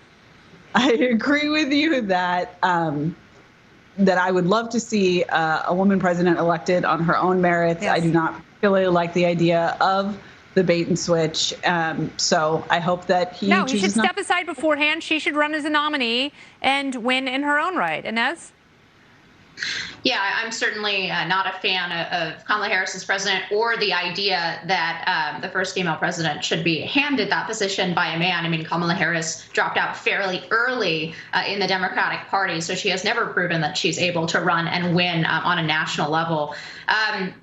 In terms of the presidency, obviously, she did win as VP, but again, that position was given to her. Look, I don't know why having 3 presidents out of the last 4 be born in 1946 wasn't enough for us. We actually had to go backwards in time. I believe 1946 is the first year of the baby boomer generation, so we actually decided no more boomers. We're going to go into the silent generation. We're going to go backwards and even more geriatric for our president. No, but I agree with you, Republicans, Democrats. I mean, I'll evaluate every candidate as they come, but I do think there is something ahistorical and not good about having all of our major leaders on both sides be geriatric. Like, there's a reason why we should probably have more Gen X politicians in the mix. As a millennial, I can tell you this, you Gen X folks, this is your fault. You were listening to too much Nirvana. You're like, hanging out, listening to Morrissey at home, and you forgot that some of you need to run for president. Yeah, that's fine. I'm not going to run for president. I'm going to run for enlightened despot, a much more enticing position. And as captain, and Michael, thank you so much.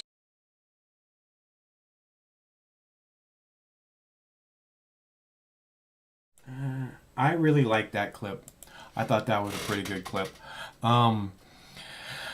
Enlightened despot. She's a funny girl. And, it's this thing. She said, I think it's a really good clip.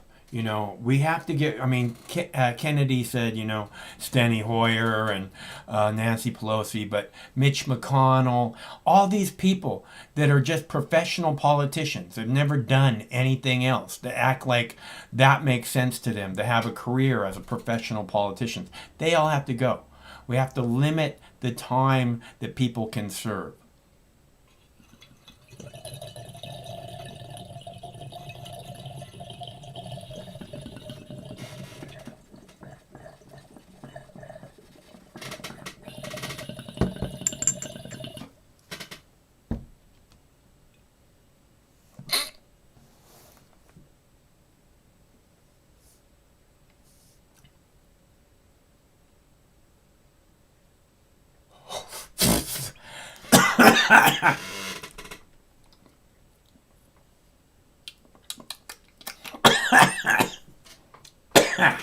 All right.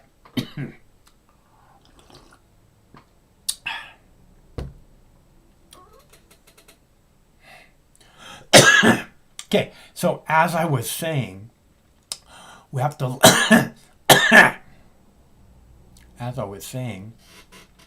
we have to limit the time that people can serve. And the reason, I don't want it to be an age thing. I think that there's a lot of people over 50, 60 years old that are brilliant and could probably help us. But the reason we have to limit the amount of time that any politician can serve is because if we don't, then we get this professional politician class who thinks that they can be there forever and doesn't serve anyone. And yet they'll call themselves public servants, which just irks me to the core. Hello, caller. Hello. Michael. Yes. It's your boy. Hey, what's up, G? What's up, man? You know who it is. Yeah, I saw you in the comments there. How's it going? Yeah. It's all right. Let me. You still on vacation? Yeah, I'm still on vacation. You enjoying it? Of course I am, motherfucker. Glad to hear it. Let me first apologize. I guess I should apologize. No, you don't have to apologize. It's okay. You don't have to apologize. I'm just glad you're here. No, I think I should apologize because that's kind of fucked up. And maybe I need to work on my drinking and maybe not call into the show so blackout hammered. Drunk Pete is okay. Blackout Pete is not okay. No one likes me. You got to do what you got to do, Pete. I'm not here to judge And I'm just glad you're here. Okay, that's the truth. Well, that's cool. I don't want to say much. I agree with your consensus on the gun issue and the mental health thing. It is a mental health issue. It's not a gun control issue. It should be a states' right issue. It should not be anything that should be mandated to us by the federal government. The federal government has no fucking right to tell states what their fucking gun laws should be. And that's that, right? And a fucking case closed, right? Well, yeah. Even more though, I would just feel so much better if I could hear while they're having this gun control discussion, if they could just talk about mental illness as if that's important too, because clearly these people are mentally ill. They need help, and yet all they want to do is grab the guns. I hate the gun grabbers. Go ahead, Pete. Yeah, I agree. I mean, that's like the first thing you should do when someone goes to buy a gun. In most states, that's the first thing they do is they do a background check and they make sure you're not mentally ill, you don't have a fucking criminal history, and that's what they should do if you want to buy a weapon. And they check they check to see what pharmaceuticals you're taking, all that shit. Yeah, absolutely. That should be required. That should absolutely be required for anyone who wants to buy a firearm. I agree with that. I think everyone agrees with that. Who knows where the fuck this guy got his guns from? Because the black market in this country is very. They said that he got them legally. They said that he bought one of them just like 5 or 8 days before the shooting. Oh, that's right. I did hear about that. Yeah. Well, those people fucked up. Those people will probably not be selling firearms ever again after this shit, and for good reason. Well, I think that his brother said that he has issues with mental health, and if this was just a priority, that we might have stopped this, but instead, we got to get the guns. And the thing about taking the guns, making more gun control, is that's not going to stop people that are mentally ill. Okay, that's not going to stop criminals because criminals don't give a fuck about your laws to start with. Duh. So all you're doing is taking away the ability for law-abiding citizens to protect themselves. That's the truth. Yeah, and that's all Americans should own guns. I think we all should. Well, Americans should do what they want. I don't own a gun. I haven't had a gun for a long, long time. I don't want to have a gun. I don't like shooting guns. If it was something that I had to do, I wouldn't hesitate to do it. But being something that I don't have to do, I would be much happier that way. I like guns. I love guns. Guns are fantastic. I disagree. But that's okay. We agree to disagree. Well, I grew up, like I said, I grew up with guns, 357 underneath my pillow. Yeah, I know, dude. But the point is, I've shot a lot of guns. I've shot 10,000 rounds easy. But the point is, if I had to, I would shoot a gun. But otherwise, I really don't want to, because they're loud, they stink, they actually hurt to shoot a lot of them. So. Man, fuck that. There is nothing more satisfying than shooting. I used to go to cookouts. Yeah. My buddy and his hillbilly family used to have a lot of cookouts. They lived out in a big rural area, and one of the fun drinking games we used to do was we used to line up big gallon jugs of water and shoot them with fucking 12-gauge shotguns.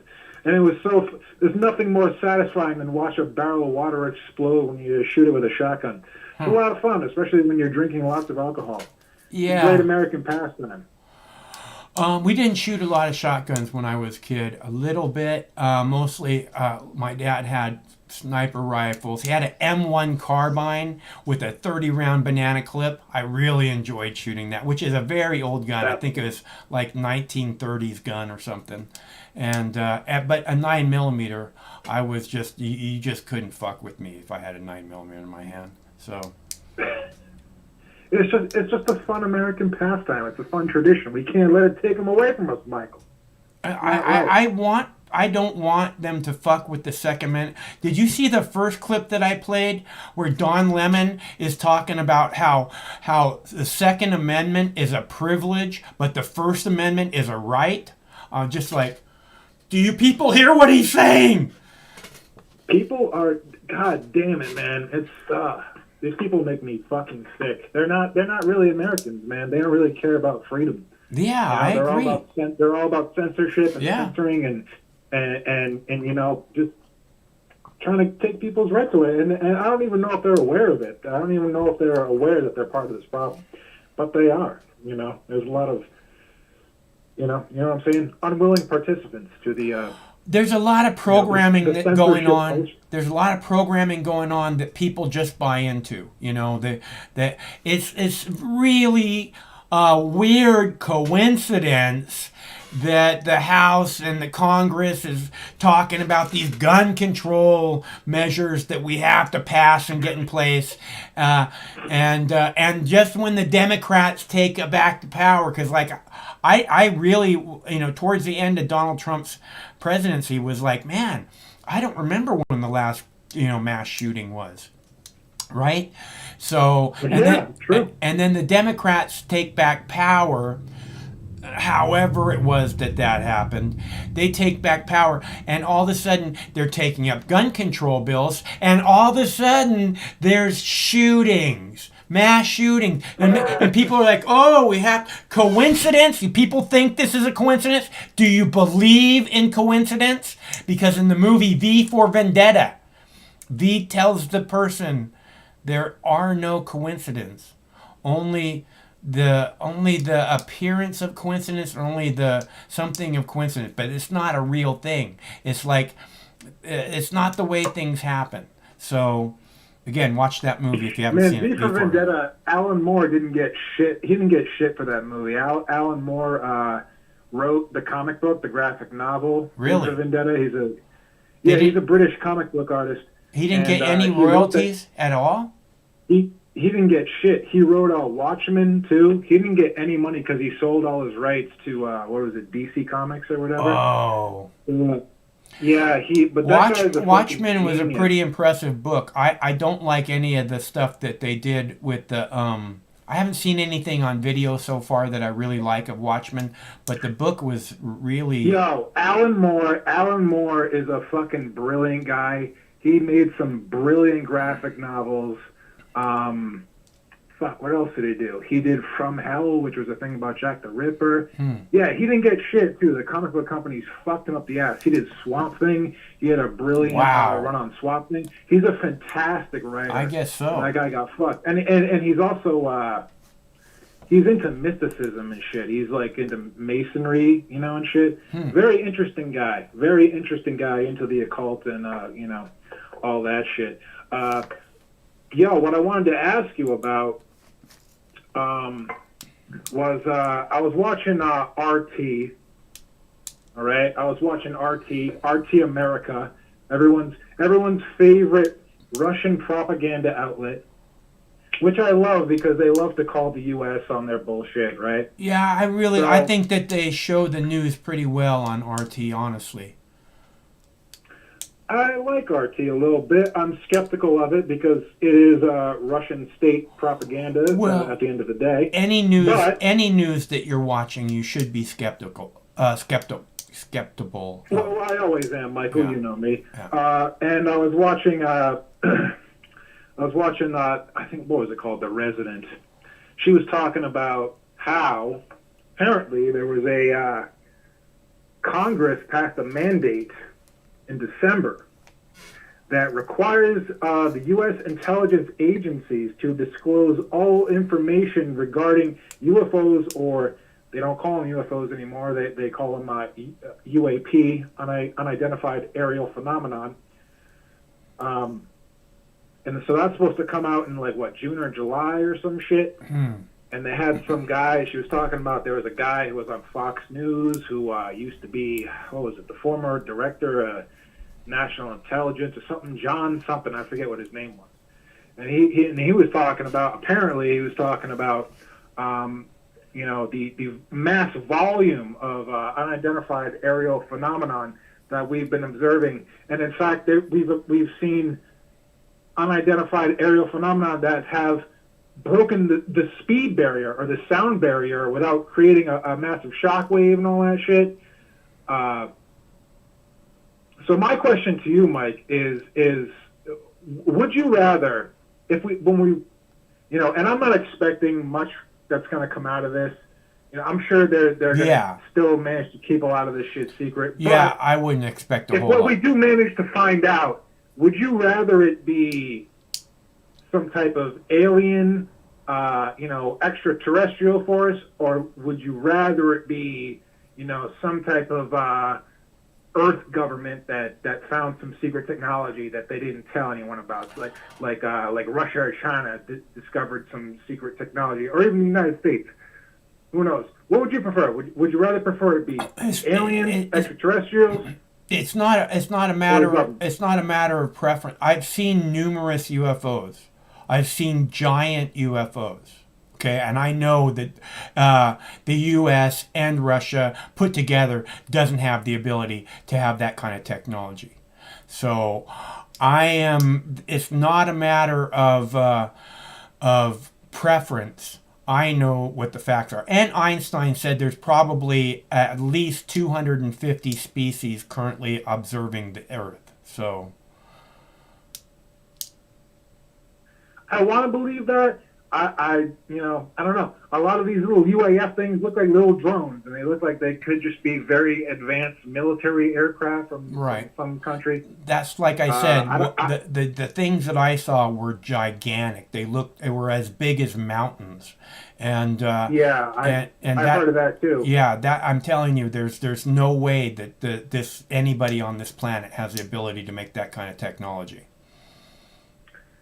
I was watching Netflix, okay? I was watching Netflix, and I was watching Unsolved Mysteries on Netflix. Yeah. And they were talking about one of them was talking about this infamous event that happened in 1969 in Massachusetts, where people saw a massive UFO with massive flashing, blinding lights. And there's multiple people in Massachusetts in that area that saw this same phenomenon of this massive vessel in the air that flashed these bright lights. And multiple people even claimed that they got abducted and then were returned to Earth and all this crazy shit.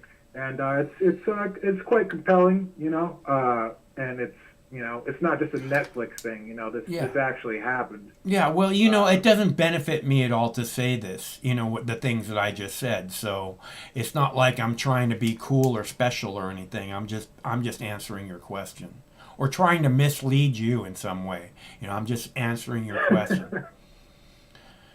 Because like you said, there's just a lot of misdirection and stuff. There's a lot of, what they're gonna do, my guess would be, if they actually do release information, it will probably just trickle out, and the information that they'll release is, we looked into this and we found that it was of Earth technology and it was this what was happening. They're not gonna say, I really don't think they're going to say, these are off-world technologies, and obviously, or it'll be some type of misleading bullshit. They'll give you some type of misleading shit that will, have people looking into a bunch of nonsense. Right. They're not going to say it's off-world technologies and that there's very advanced civilizations living on other planets somewhere. They're not going to say anything like that because, Earth is special and we're the only intelligent beings in the universe. Don't you guys know that already? Well, dude, I do know that after World War II, the Nazis were working on crazy type of hovercraft technology. And when the Nazis lost the war, there was an information another information war between us and the Soviets. Where we kind of split the technology, paperclip and all that. Where we had a lot of German scientists in the United States. A lot of German scientists went to Russia. And who knows what the fuck the fucking Germans were working on? And apparently there's a lot of investigative research that's been done on that indicates that the Germans were actually making some substantial developments on this type of hovercrafty, almost pre-drone type of fucking technology. So I don't know. I don't know what the fuck I'm talking about. I'm just a No, fucking- I hear you, and I've Because- seen reports like that also, Pete. But there's a big difference between a hovercraft and a UFO the size of a mountain. You know, so all I'm saying is that there. I saw this with my own eyes, and there's no way anyone on the earth is able to make technology like that. It has to be to start. Okay, we were driving down the freeway, right? And all of a sudden, me and 3 friends, and all of a sudden, off to the left. What year was it? This was 1997 or 98. And all of a sudden, off to the left, there was this giant thing. It looked like a huge rock, and it had other smaller things flying, like 3 in front and 3 in back, and we saw it, and my friends freaked out. And then like as soon as it just like flew over us, it flew past us, and then it turned right and like flew down that way and disappeared. And it didn't seem to change elevation at all. And my friends freaked out. We're on the way to pick up a couple girls, and my friends freaked out.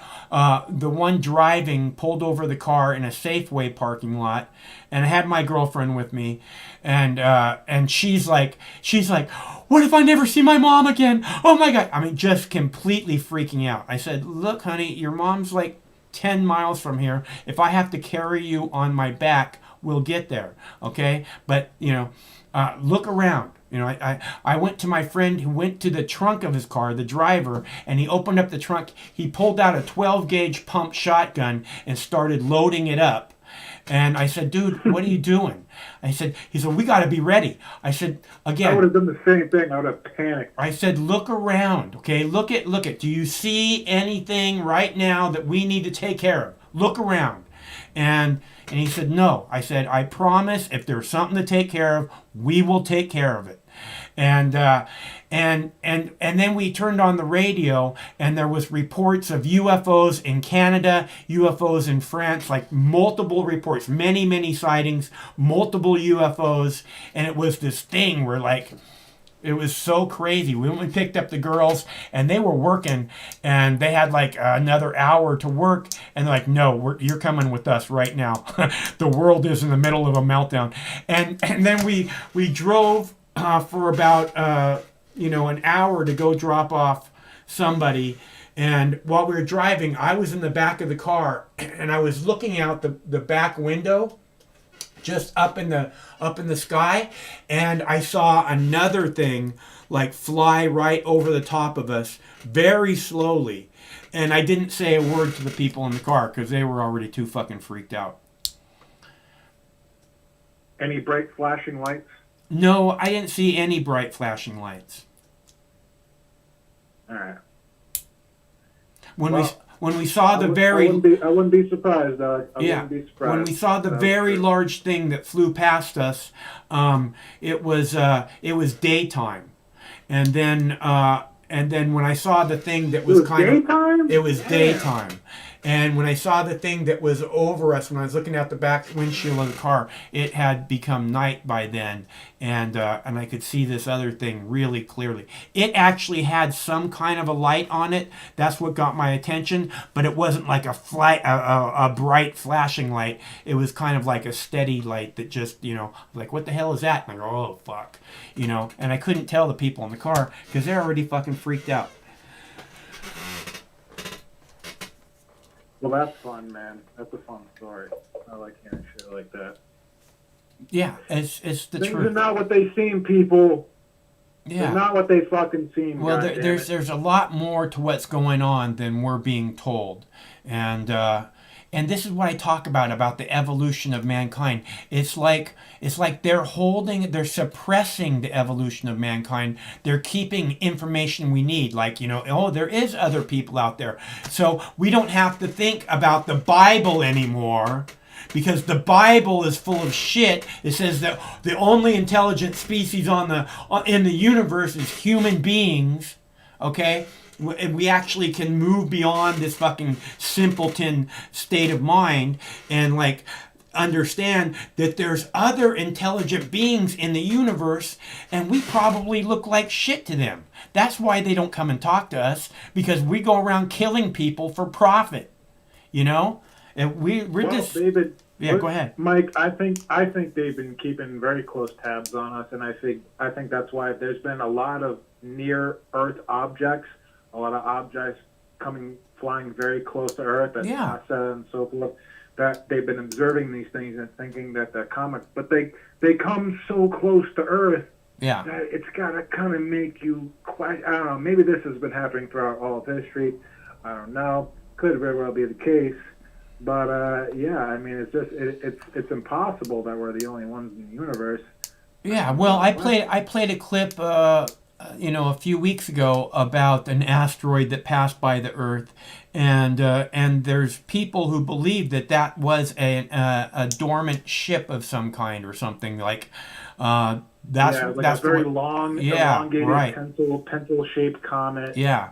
And one of them, one flew by just last week, and it flew by within, they said, 2 kilometers. I can't believe it's that fucking close, and it looked like a really big comet, not as big as this other one, but there's, I agree with you. It's entirely possible that those things are ships. It's like I said, Einstein said there's probably 250 species, different alien species, closely observing the Earth right now.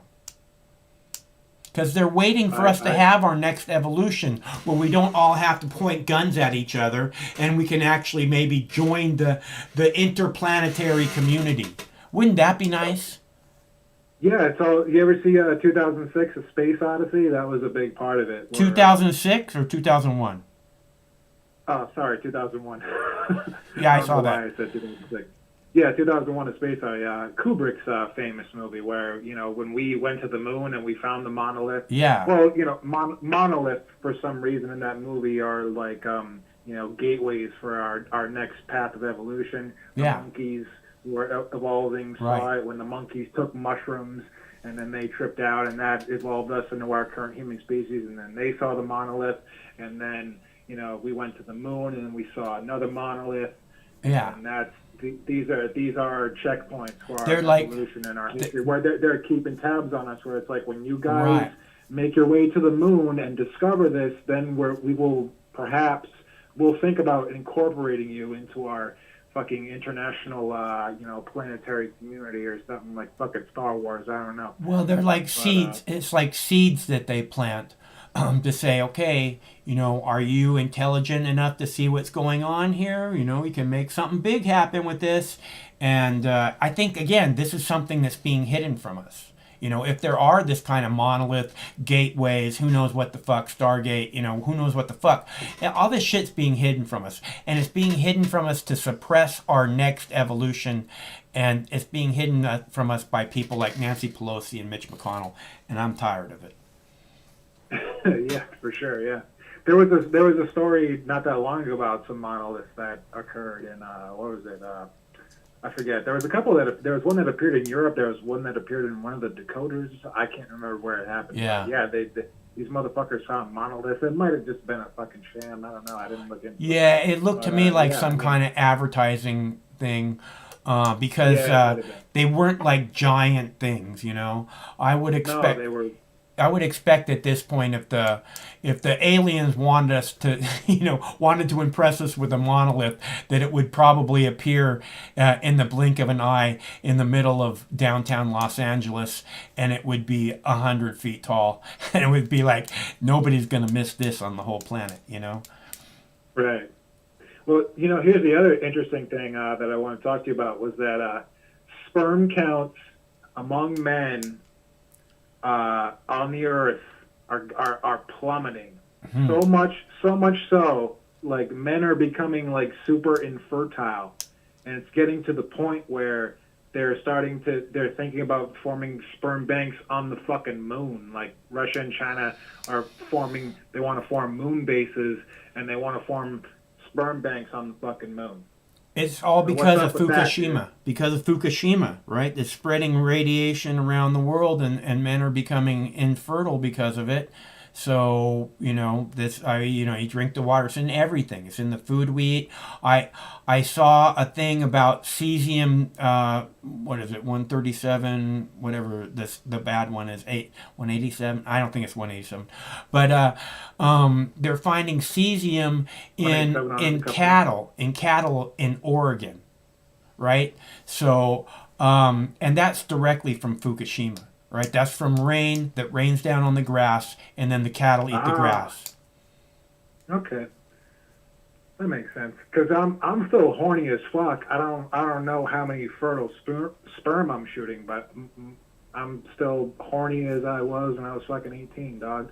So I gotta shoot fucking at least 3 loads a day. You know what I'm talking about? I gotta shoot them fucking loads off. You gotta do what you gotta do, man. All right, man. I gotta get the fuck out of here, man. All right, it's good to hear from you, Pete. Good to hear from you too. And again, I apologize for my drunken antics. I'll try to be better about it. No apology needed. And, I'm just glad you're here. Yo, I'm glad I'm here too. I'm glad you're here. I'm glad you're still here, motherfucker. Yo, praise Allah, and fuck your dad and blow your mom. Peace. See ya, Pete. That's our buddy Pete from Rhode Island. So let's see. I wish I had a clip about UFOs now, because that would just be perfect.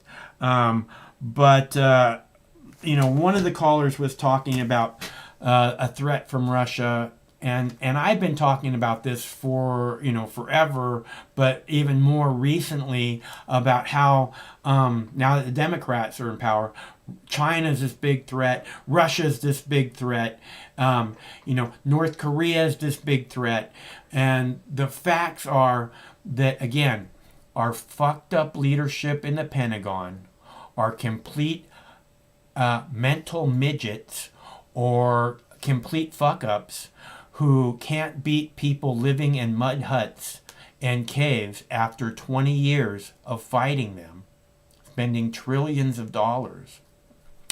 But we're going to go to war with Russia. We're going to go to war with China.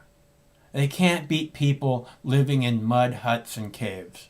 The people in the Pentagon are either criminals or a bunch of... They're just stupid fuck-ups.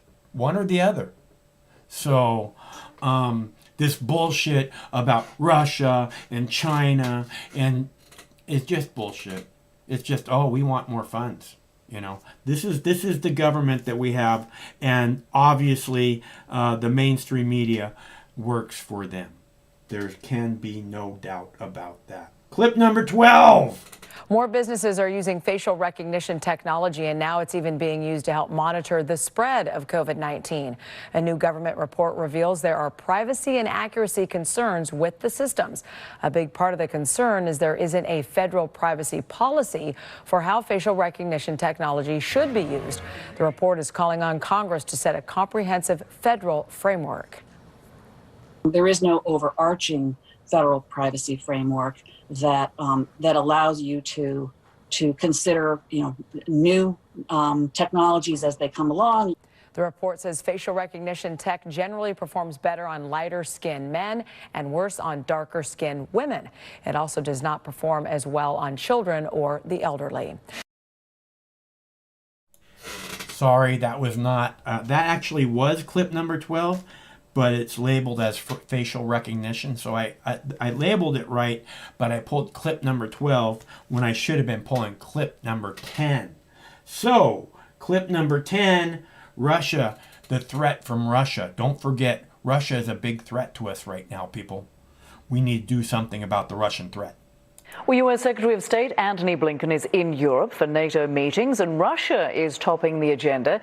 Britain's Foreign Secretary is calling on NATO allies to face down the threat from Moscow and ensure that it faces consequences for its hostile actions.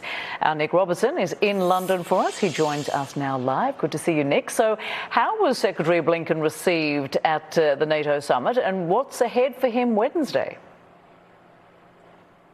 Yeah, it seems to have gone down very well so far, Rosemary. I mean, he came with this mission to listen to what these NATO partners had to say, to take that back to Washington, to allow President Biden to factor that into his decisions on things like troop withdrawal in Afghanistan. No decision taken on that. We heard from NATO Secretary General yesterday, but it sort of talks about this more consultative process rather than the testy relationship that President Trump developed with NATO. So a warm return was how it was described by State Department officials. Also, Secretary Blinken meeting with what's known as the Visegrad Four countries, very close to Russia's borders. So that will sort of feed into the thinking for today. But it is going to be a very tough message for Russia. What the European partners have wanted the United States to sort of project towards Russia is a consistent and firm policy. And that sounds like what Secretary Blinken is planning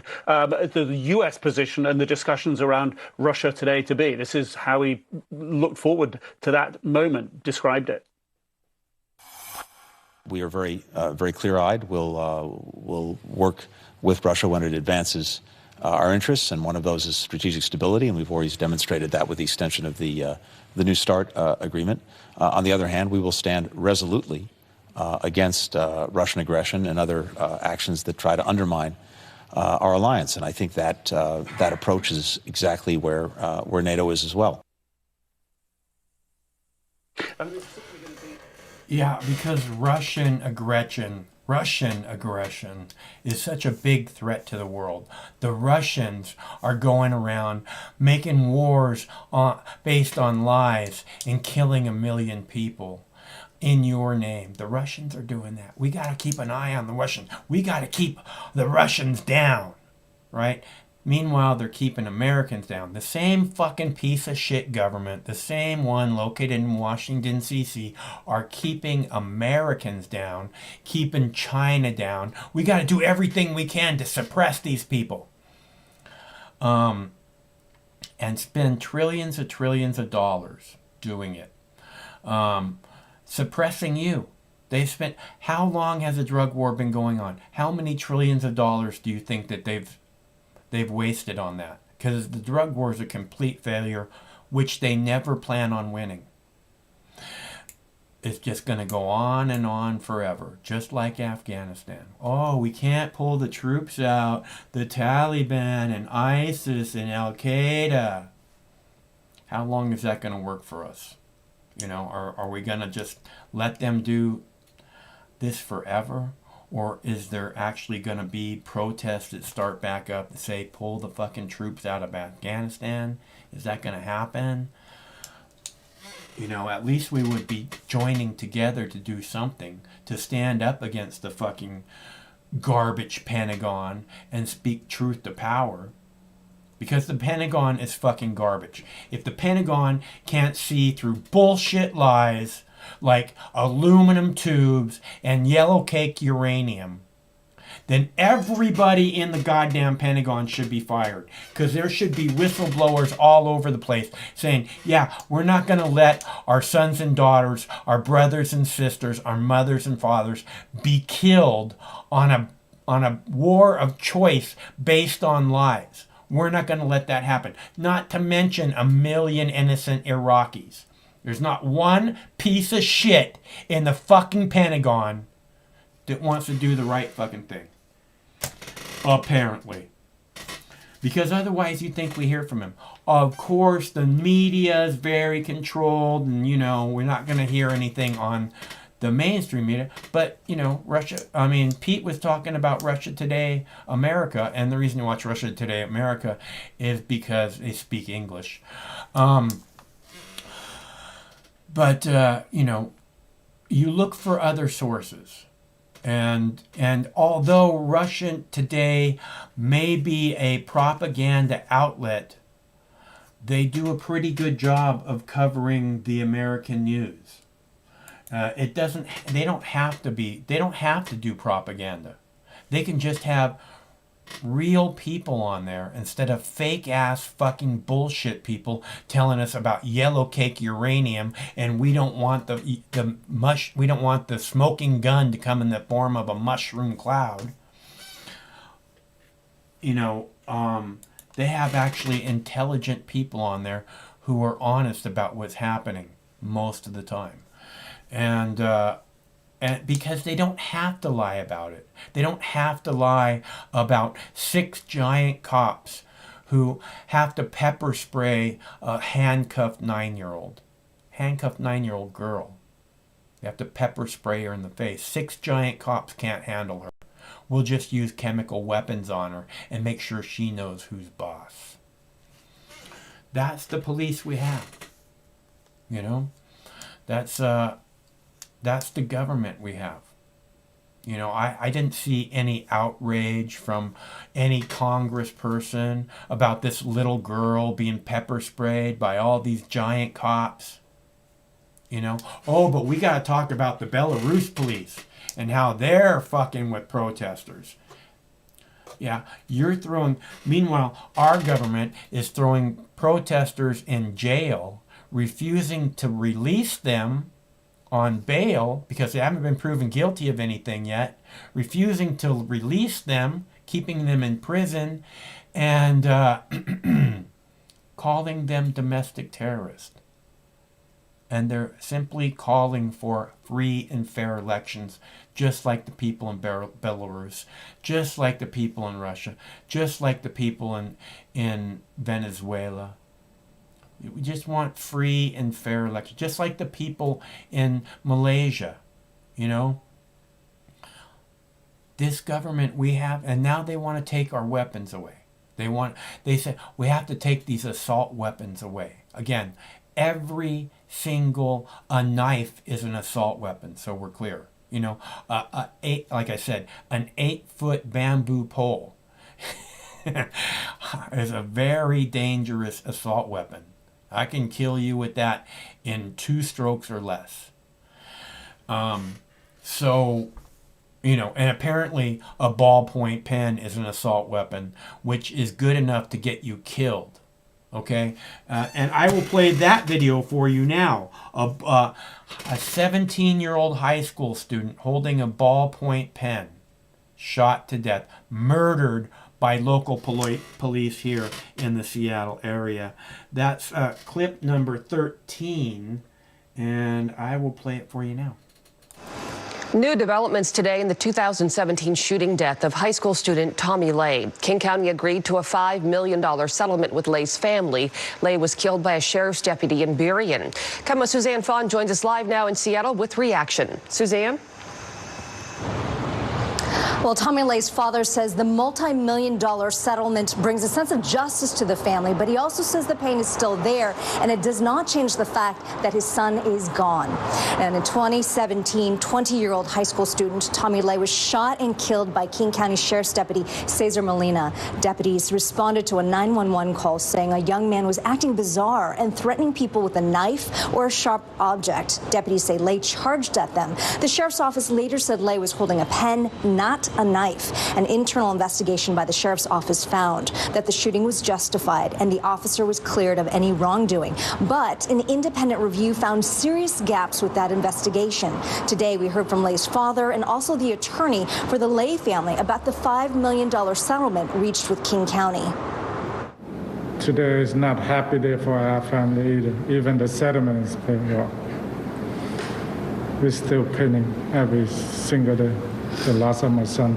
The truth is that Deputy Molina shot and killed an unarmed 120-pound Asian high school student in the back while he was retreating. This press conference is the family asking not to forget Tommy's death, not to forget the cover-up, but to demand change, reform. Today, King County Executive Dow Constantine released this statement, quote, "The tragic event underscores the need for a thorough review of law enforcement policies and procedures following an officer-involved death. I reformed the inquest process to provide families, law enforcement officers, and community members with greater transparency and accountability. The new inquest will help transform police training and practices to prevent future tragedies." Now, with this $5 million settlement, basically the Lay family will now drop its civil a lawsuit. And we also, coming up at 6 o'clock, we'll hear more about the settlement and what the family has to say about that. Live in Seattle, Suzanne Fawn, Como News. Thanks, Suzanne. Okay, so again, that was Tommy Lee. Lai, I'm not sure how you pronounce it. It's L-E. And he's a 17-year-old high school student. And the police murdered him. And I don't know if you saw the diagram there where they were showing, you know, where the gunshots hit him, where the bullets hit him. But it said back, wrist. So you can hit a person on the wrist from the back also. So they hit him in the back. They shot him in the motherfucking back. Okay? I don't know how much a threat someone can be to you if they have their back turned to you. Now, I know he's Asian, and man, what they could do with a ballpoint pen would shock you. Okay, and we have all this, we have all the Asian communities being da-da-da by the police. By the motherfucking police. Okay? And I'm not disagreeing that they're being picked on and brutalized by other members of the community, but that's happening by the police also. And $5 million seems like they're getting off really fucking cheap for shooting their 17-year-old high school student son in the back for holding a ballpoint pen. Okay? I mean, George Floyd family got $27 million.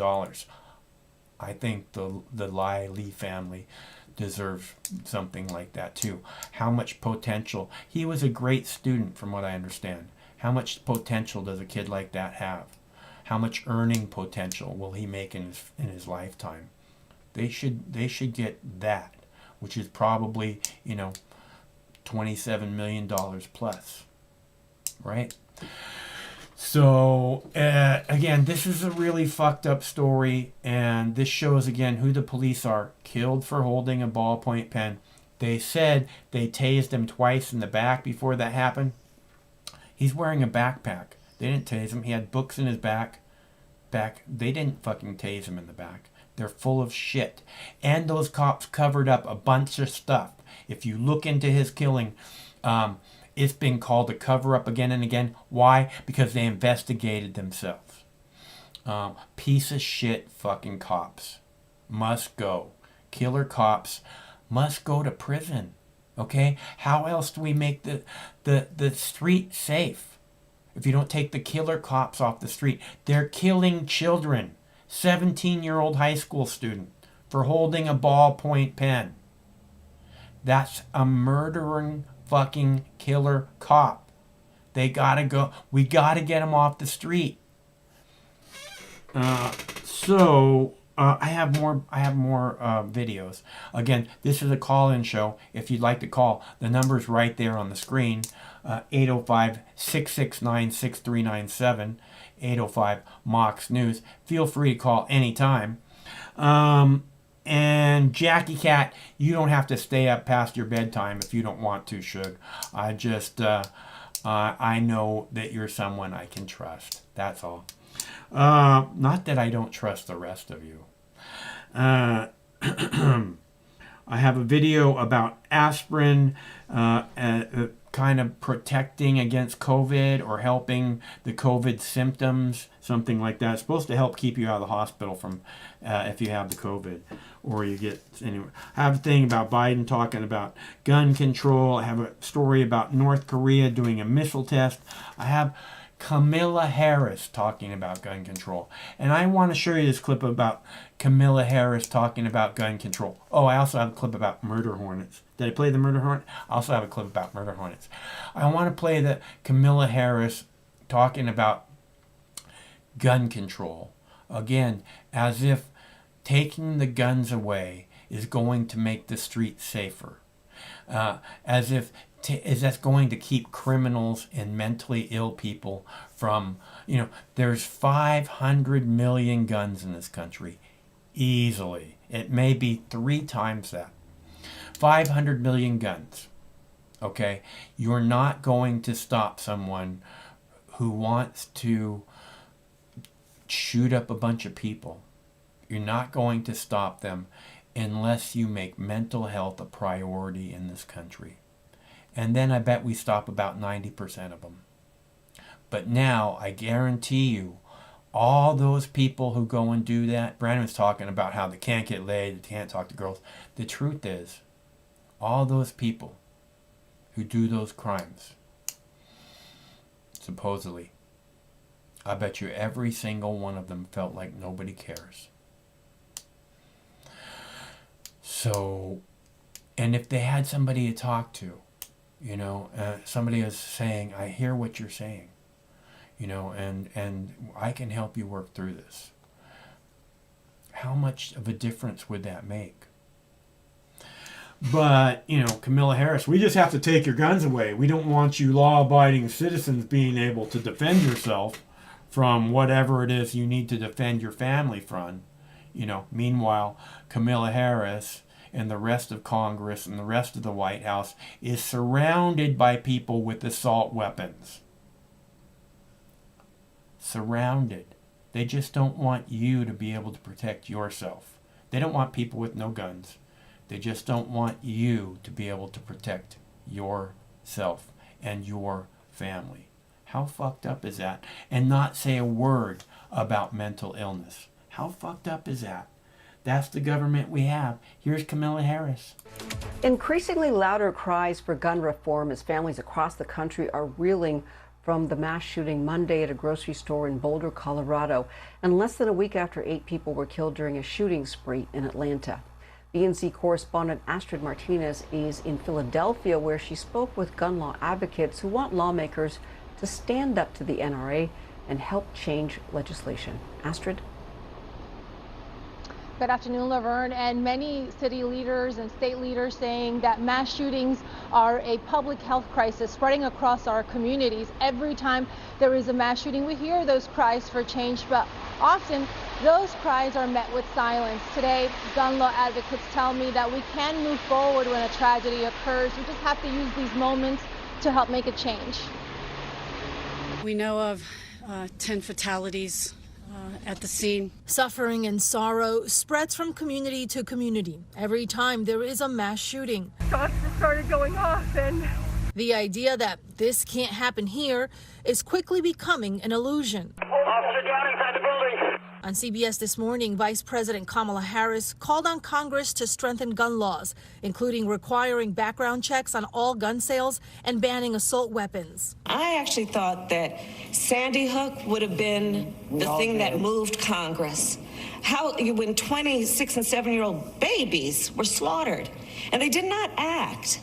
And they did not act. It is time for Congress to act and stop with the false choices. This is not about getting rid of the Second Amendment. It's simply about saying we need reasonable gun safety laws. Many Republicans are pushing back, saying legislation wouldn't prevent mass shootings. Senator from Connecticut just said, it's time for us to do something. I agree. It is time for us to do something. And every time there's a shooting, we play this ridiculous theater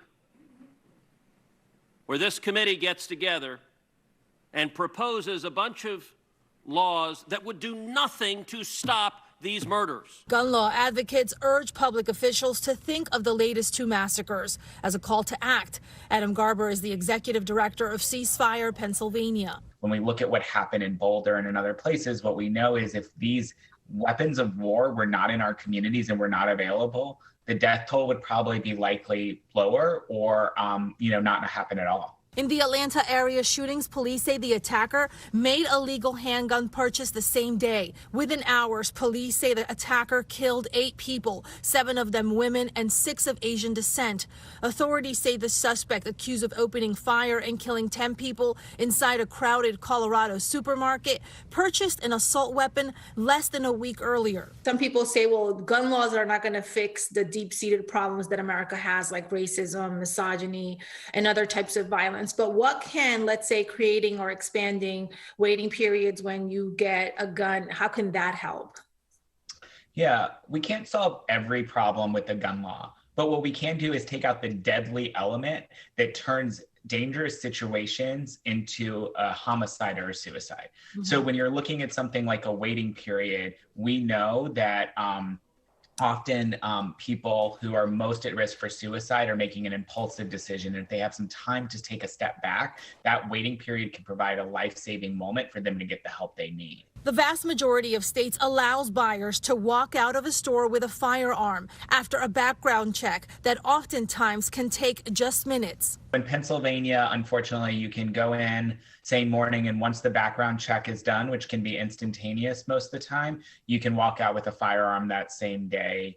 And that's why it can be so dangerous for folks. It gives immediate, easy access to people who might want to harm themselves or others. Waiting periods between applying for a permit and being able to purchase some type of gun are only required in 10 states and the District of Columbia. Several states are considering legislation this year to impose them. And Laverne, gun rights groups like the NRA, they oppose waiting times. They actually cite data from 2018 that say between the time that a person purchases a gun and a crime is committed is about 9 years. Now, they are also against waiting times because they say they infringe on the rights of people who can legally purchase a firearm. In Philadelphia, I'm Astrid Martinez for BNC. So Astrid, can you tell me, I know you talk a lot to the people there on the streets of Philadelphia. There's so many issues people are dealing with in their everyday lives, COVID and, economic fallout from the pandemic. When it comes to gun control, how concerned are the people of Philly? Is this high up on their priority list?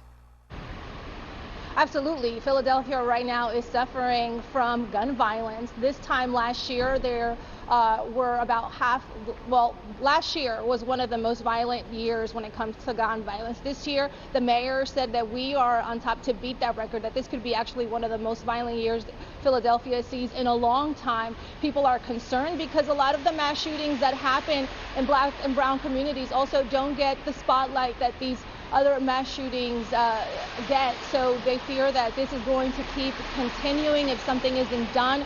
A couple of weeks ago, I also reported how several city leaders wanted to band together and get the mayor to declare gun violence a state of emergency. So this is happening every day. Even though the pandemic shut down a lot of businesses last year, it didn't shut down violence. And they're hoping that sooner or later this gets addressed and that people actually also take to the streets and maybe march so that there can be some type of dialogue started. Laverne. Yeah, serious problem there for sure. Thank you so much for that update. Our Astrid Martinez joining us live from Philadelphia.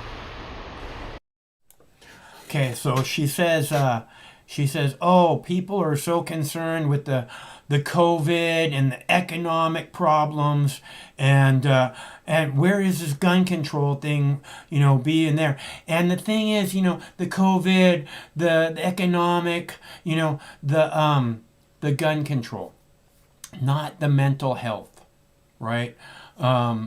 It's and then she goes on to talk about the gun violence in Philadelphia, right? As every day, everywhere there's gun violence going on. Again, do you think that law-abiding citizens are committing that gun violence? Do you really? Do you think that law-abiding citizens are going around committing gun violence everywhere around the city? Is that what you think?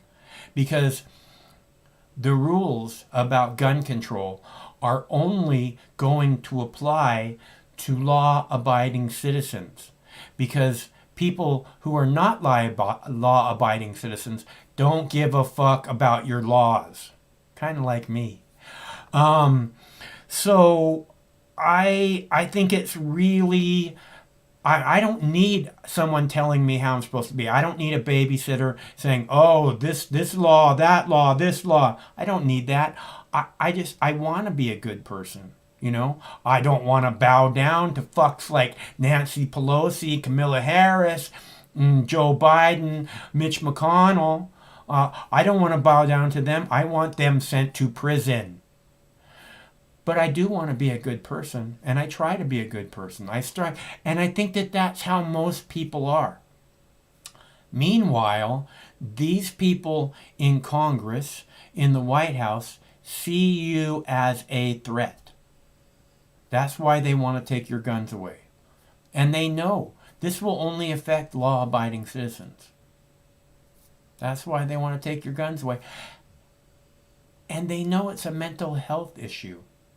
Because somebody who's not mentally ill doesn't walk into a grocery store and shoot a bunch of people that he never met before. A sane person would never do that. Never.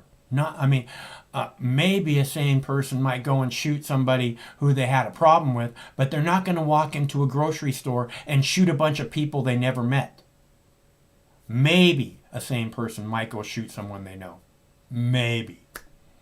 It seems to me like that's still not very sane. Unless the person made it clear that they're a threat to your family. Can't have a threat to your family walking around. You know what I mean?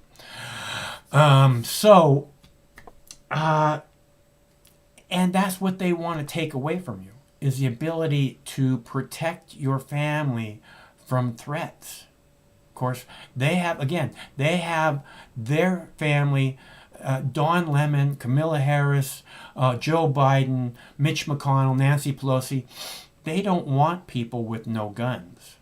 They want people with guns around them 24 hours a day.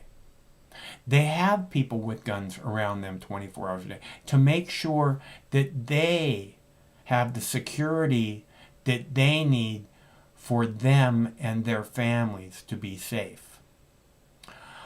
But they don't give a fuck about your security or your family's security. They couldn't care less. All they know is that you're a potential threat to them. And that's a big part of, I think, why the Second Amendment is in place in the first place, is because the people who wrote the Constitution wanted the people to be able to throw off tyranny, wanted the people to be able to stand up against an over-intrusive, ever-expanding police state government. They wanted that. So they gave us that ability. Hello, caller. Hello! Hey, trying to get a hold of Mike. This is Mike. What's going on, brother? I am doing this thing that I do. What is going on with you? Not much, man. Sorry, I was a little caught off guard. I've been getting the answering machine, but this is John Murdoch reporting from FEMA Region 5, Denver, Colorado, man. Hey, John. It's good to hear from you. Thanks for calling.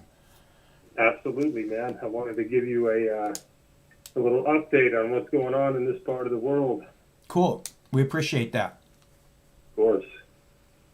We appreciate you, man. You're one of the last vestiges of the human resistance, and I really appreciate it. I'm trying to build other people to be part of that movement too. I'm just trying to raise awareness and make it simple to understand where we're at right now. And that we're good people. We want to be good people. We strive to be good people. We don't need a goddamn piece of shit government that feels like we need to be babysat every second of every fucking day. Yeah, they do, and they not only want to babysit us, man, they just want to lie to us, and I swear they lie when telling the truth would benefit their cause. Yeah. That's all they know how to do. All they know how to do is lie. I'm telling you, if Joe Biden was saying we have to prioritize mental health in this country, I'd be looking at him like, what did he just say? Oh my God, wait a minute. I better listen to what Joe Biden's saying. But otherwise, it's just fucking... I could care less what the fuck he's saying. If they addressed mental health in this country, he wouldn't have any more voters. Or a job himself. Yeah, neither would Trump. Yeah, or Kamala Harris. They depend on the brainwashed masses, man. It's so sad. That's why I love you so much. Like I said, you and a few other people are just the last vestiges of humanity left. I'm one of them, man. I'm one of them. Right on. Well, like I said, I'm just trying to do the right thing. I want to do the right thing. This is what I know how to do, so this is what I do. Yeah. And I like starting the conversation. You know what I mean? I like us all being able to discuss this, and because if we can discuss it, then you'll go out and you'll discuss it with other people too. Is my belief. You know, so. I'm really glad to be starting. I try, man, and I'm a pessimist, and I've told you that before, and I'm gonna stick with it, man, because I'm right here, dude. I'm just gonna come at you with some bullet points.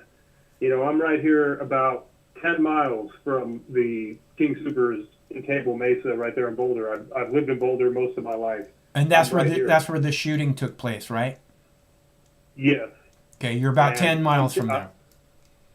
Yeah, I've been in there a million times, and it doesn't mean anything, but I believe that this, the one word that they're not throwing around is terrorism. This is terrorism by definition. Doesn't matter who it is or why. This is terrorism.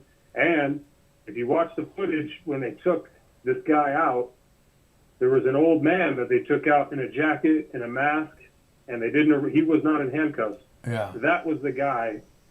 Nobody's talking about this. That was the guy who was carrying, old man, old timer. He shot the suspect. He's the one who wounded him, not the cop. Yeah. And the shooter ran out of bullets. And that's the only reason why the rampage stopped, was this old timer and that the guy ran out of bullets. But they're not talking about it on the news.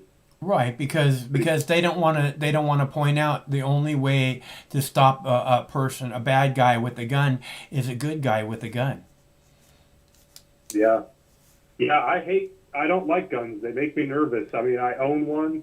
I'm totally pro Second Amendment. Yeah. But they make me nervous, and I don't want to have to start carrying a gun. But I think I'm going to have to start doing it. You don't have to start carrying a gun. You just have to be aware of your surroundings. I mean, again, this is a one in a bazillion thing. It's not going to happen. I'm not telling you not to carry a gun. Again, I'm a big supporter of open carry. I love open carry because I think that deters a lot of crime, which is just the exact opposite of these people who want to have more and more gun control. It's like if people were walking around with, AKs over their shoulder or 45 strapped to their hip, the person who's thinking about committing a crime is going to think 5-6 more times about doing it before they actually doing it. And it's very unlikely that they would continue with that idea. Yeah, no, I agree. In ancient times, you would get in trouble if you carried your weapon concealed. An honorable man carried his weapon openly. Yeah. From what I understand. Yeah, well, that's the way the samurais always did it. It's kind of dishonorable to hide your weapons. It's like ninjas. Ninjas have all their shit hidden, but they're all gonna burn in hell. They all know that. They'll tell you right up front. Yeah. Don't talk about heaven because I'm not going there. Yeah, I didn't know that about the ninjas, but I just think that the concept of open carry, if you want to, is totally fine. But I think also it's everywhere we look. There's these crazy paradoxes going on. We have a bigger police state than we've ever had, at least in my lifetime. But at the same time, there's just total lawlessness and anarchy. And I saw all the SWAT teams and everybody show up. They didn't stop anybody. Yeah. They didn't prevent one death. All they did was stand around and stroke each other. Right. After everybody was already dead, and it's a total failure of the system. And I don't know. Any thoughts on that? Yeah. Well, I honestly believe. I think number one, the cops are really they're not doing their job at all. Right. I think that's why crime is running rampant. But this thing with the shooter, I think that this is just a pure and simple mental health issue. you know? And if we really, again, these people who do this feel so alone in the world. Like nobody cares, nobody listens. And maybe if they were there, if they were talking with somebody once or twice a week and he's saying, I can help you with this, we'll work through this. You know, I hear what you're saying. I think that could make huge difference. I think that would cut out 95% of this shit. Yeah, you know, I don't disagree with you. And again, I grew up in Boulder. I went to Boulder High School. I've lived in Boulder in the surrounding area most of my life. I hear it's a very nice place. It is a nice place, but I used to live in the Pacific Northwest. I lived in Eugene. I lived in Washington. Yeah, Eugene is nice. I love the Pacific Northwest. I don't want to live anywhere else. I really don't want to travel anywhere else, but you know. It's the best place on earth, man. I'm trying to make my way back, but all I'm saying is the hippies and the liberals that I used to know in these areas are not the hippies and the liberals that are there today. These people are cold. They're superficial. They're like eugenicists. The Democrats of today are not the Democrats of back in the day. You know, the hippies. They don't care about peace. They don't care about war. They don't care about the environment, and they don't care about. They don't care about truth. They don't care about anybody. They don't care about truth. Truth doesn't matter to them at all. No, not at all. And I'm not letting the Republicans off the hook. They're the biggest pieces of shit too. But my point is they don't have any humanity. To your point. Yeah. When somebody's alone and reaching out, they don't give a shit. Yeah, they couldn't care less.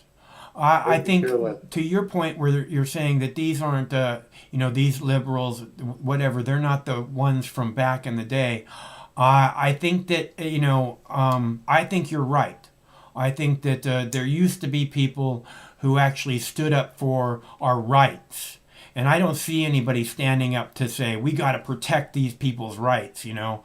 I see people standing up and saying, we got to label every single person an enemy combatant so that we can spy on their phones and track them everywhere they go, you know. Yeah, exactly. Absolutely. And, maybe this is kind of out there. I've done a few dabs tonight myself, but, the cops, they're almost protecting this guy. What is the point of the police? They didn't stop the guy. They took him out in handcuffs. They kept the people back. Now they're keeping him in jail, and they'll put him in the puzzle factory for the rest of his life. These cops. Yeah. They should have shot this guy. They should have put him down. Again, I mean, if this is a mental illness issue, then it's really the country, the government that's let him down.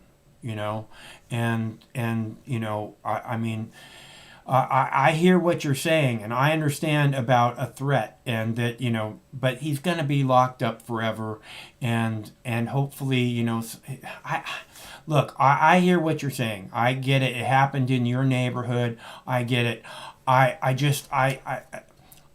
want to have compassion for people who, they didn't get the compassion they needed, so they fucking snapped. I don't want to, because someone lost it and snapped, I don't want to say they should be executed. I don't want them to be free ever again, but, I want them put somewhere where they can be safe and they can feel better and get help or whatever. Because I understand they took the lives of these other people who didn't deserve that. And I feel like, this country let him down, and like I say every single day, we deserve better. We can do better, and we deserve better. And it's really, it can't get much worse. Got to admit. Yeah. Go ahead. Yeah, I don't disagree with you. I don't disagree with you, and I'm not all butthurt. Like, everybody wants to just talk about the victims, and of course I sympathize, but like I said, I feel like there's just no law and order anymore. Yeah. And I'm not advocating capital punishment or anything like that, or I'm totally anti-police state, but there is a social contract, and you can't just run around shooting people for no reason. And we should, you deal with I feel like that was the protocol. It's always been the protocol. You put this guy down when you shoot him, but whatever, it doesn't matter. I want to switch gears real quick because I know I don't know how much time I have, and I respect your time. Take your time. Go ahead. So one of the, just shifting gears, I wanted to throw out there, because I know a lot of people who listen to the show are, well, they claim to be truthers and awake and conscious and everything. I really want to say rest in peace and give a shout out to somebody who we lost recently, who was Alan Watt. Do you remember him, cuttingthroughthematrix.com? I remember the name. I can't really place it at the moment, but I do remember the name very well. Well, he died. He died on March 4th, I believe.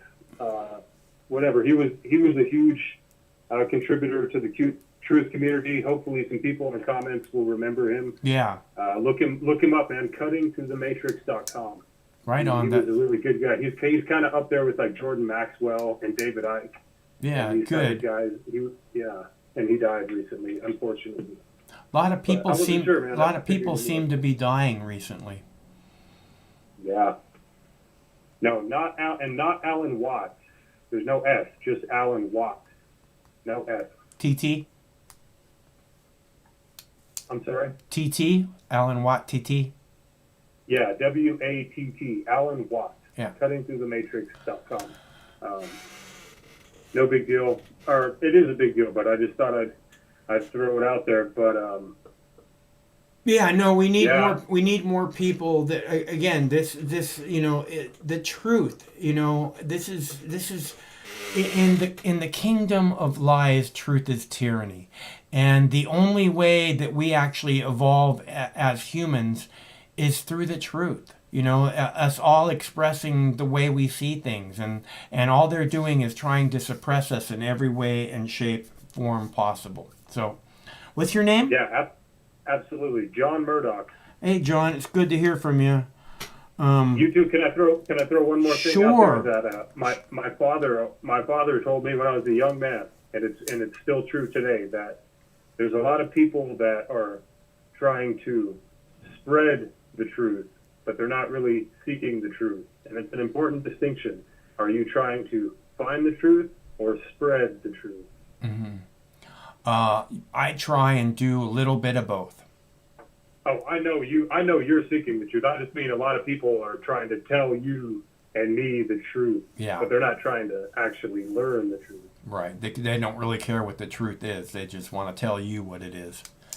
Exactly. And that's why I appreciate Mox News, man. I tell everybody to watch you and keep up the good work, man. I'll touch base again. Again, John Murdoch. Yeah, right John. Here, Denver, Colorado. Remember me, man. Keep up the good work. Hey, John, I look forward to talking to you again soon, okay? And thanks so much for calling. Yes, sir. Talk to you soon. Okay, see ya. Bye. Okay, so again, it's a call-in show. I have a few more videos to do for you. I'm not sure if I should play the aspirin COVID video, or if I should play the murder hornets video, or if I should play, there's another one here. Oh, North Korea missile test. I love it. We have to sable rattle with everyone. We have to show everyone in the world Joe Biden is no one to be fucked with. Meanwhile, Putin's laughing his ass off at America, putting Joe Biden in the White House. It's so funny, right? The day before Joe Biden fell on the stairs going up to Air Force One, Putin said, "Hey, I can meet with Biden tomorrow, Monday, Tuesday, whatever day is good for him, so we can talk this thing out," which they refused to do. But he started off the conversation by saying, "I really wish the best to Joe Biden. I hope that he's very well, mentally and physically." Something close to that. And I swear to God, he got up in Biden's head so bad, he made him trip on the stairs 3 times. And I bet Putin's laughing his ass off. And this is the government we have, people. Speaking of Joe Biden, here you go. Joe Biden doesn't give a fuck about mental health. Certainly not his own. We're learning new details this afternoon about this alleged mass shooter, 21-year-old Ahmad Alalawi Alisa. He's accused of killing 10 people at a supermarket in Boulder, Colorado. Law enforcement officials say Alalawi Alisa had a history of sudden rage and was apparently suspended from high school for a sudden attack on a classmate that left the student bloody. A close friend of his made similar remarks. People chose not to mess with him because of his temper. People chose not to really talk to him because of all how he acted and things like that. So, yeah, he was very alone. Elisa's family told authorities he had delusions, and they believe he suffered from mental illness. Elisa is now facing murder charges and expected to make his first court appearance sometime tomorrow. Here's a live look now at Capitol Hill as calls for gun control resurface in the wake of recent mass shootings. The White House is continuing to push gun reform and says executive action is possible. During a briefing today, White House Press Secretary Jen Psaki told reporters the president is focused on, quote, common sense measures to address gun violence in America. Obviously, not just gun safety measures, but violence in communities. So that has been under discussion and will continue to be under discussion. Biden is urging the Senate to pass 2 gun control measures sent over from the House, but it is unlikely they'll be able to garner enough support from Republicans to hit the 60-vote threshold. Here in Washington state, a bill to ban open carry firearms during protests and on the Capitol campus is now heading to the House floor for a vote.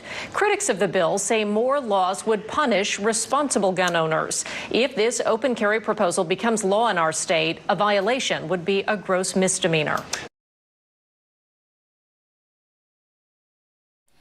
Okay, so Washington state is a open carry state, and that's the reason you saw these guys with guns on their hips. But you might not have noticed that they're outside the Capitol building in Olympia here in Washington state, because again, it's an open carry state. You're allowed to, and they have a fence up around the Capitol, and they're not letting people anywhere close with guns, and they're trying to modify the open carry laws. Again, bunch of bullshit.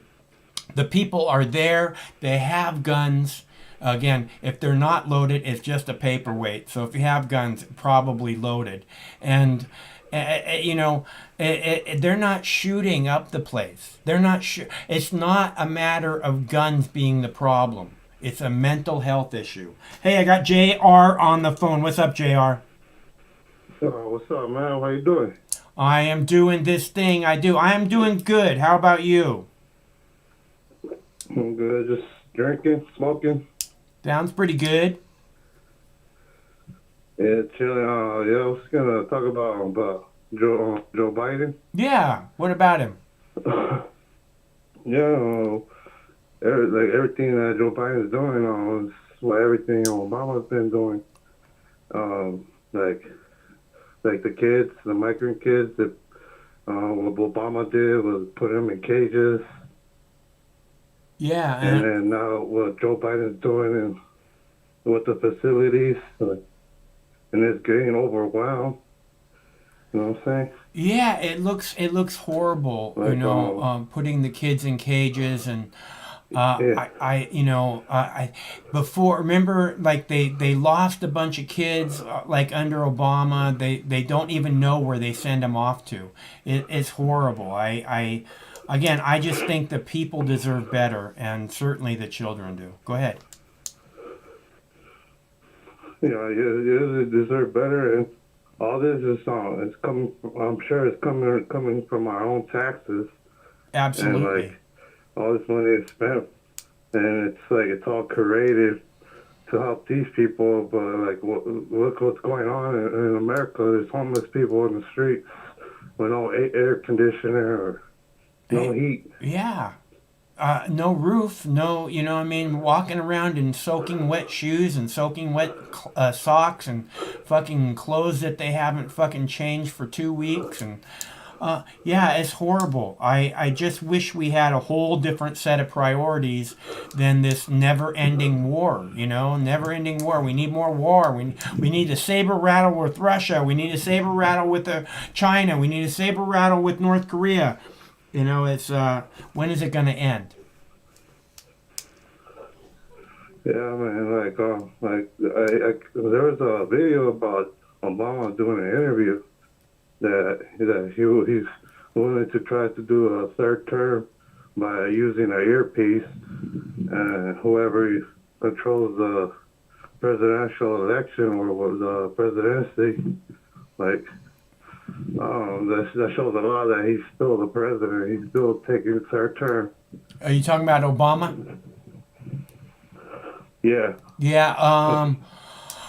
I'm sure that Obama's involved some way, but I don't think, Obama. They called Obama's presidency the third and fourth presidency third and fourth terms of George W. Bush.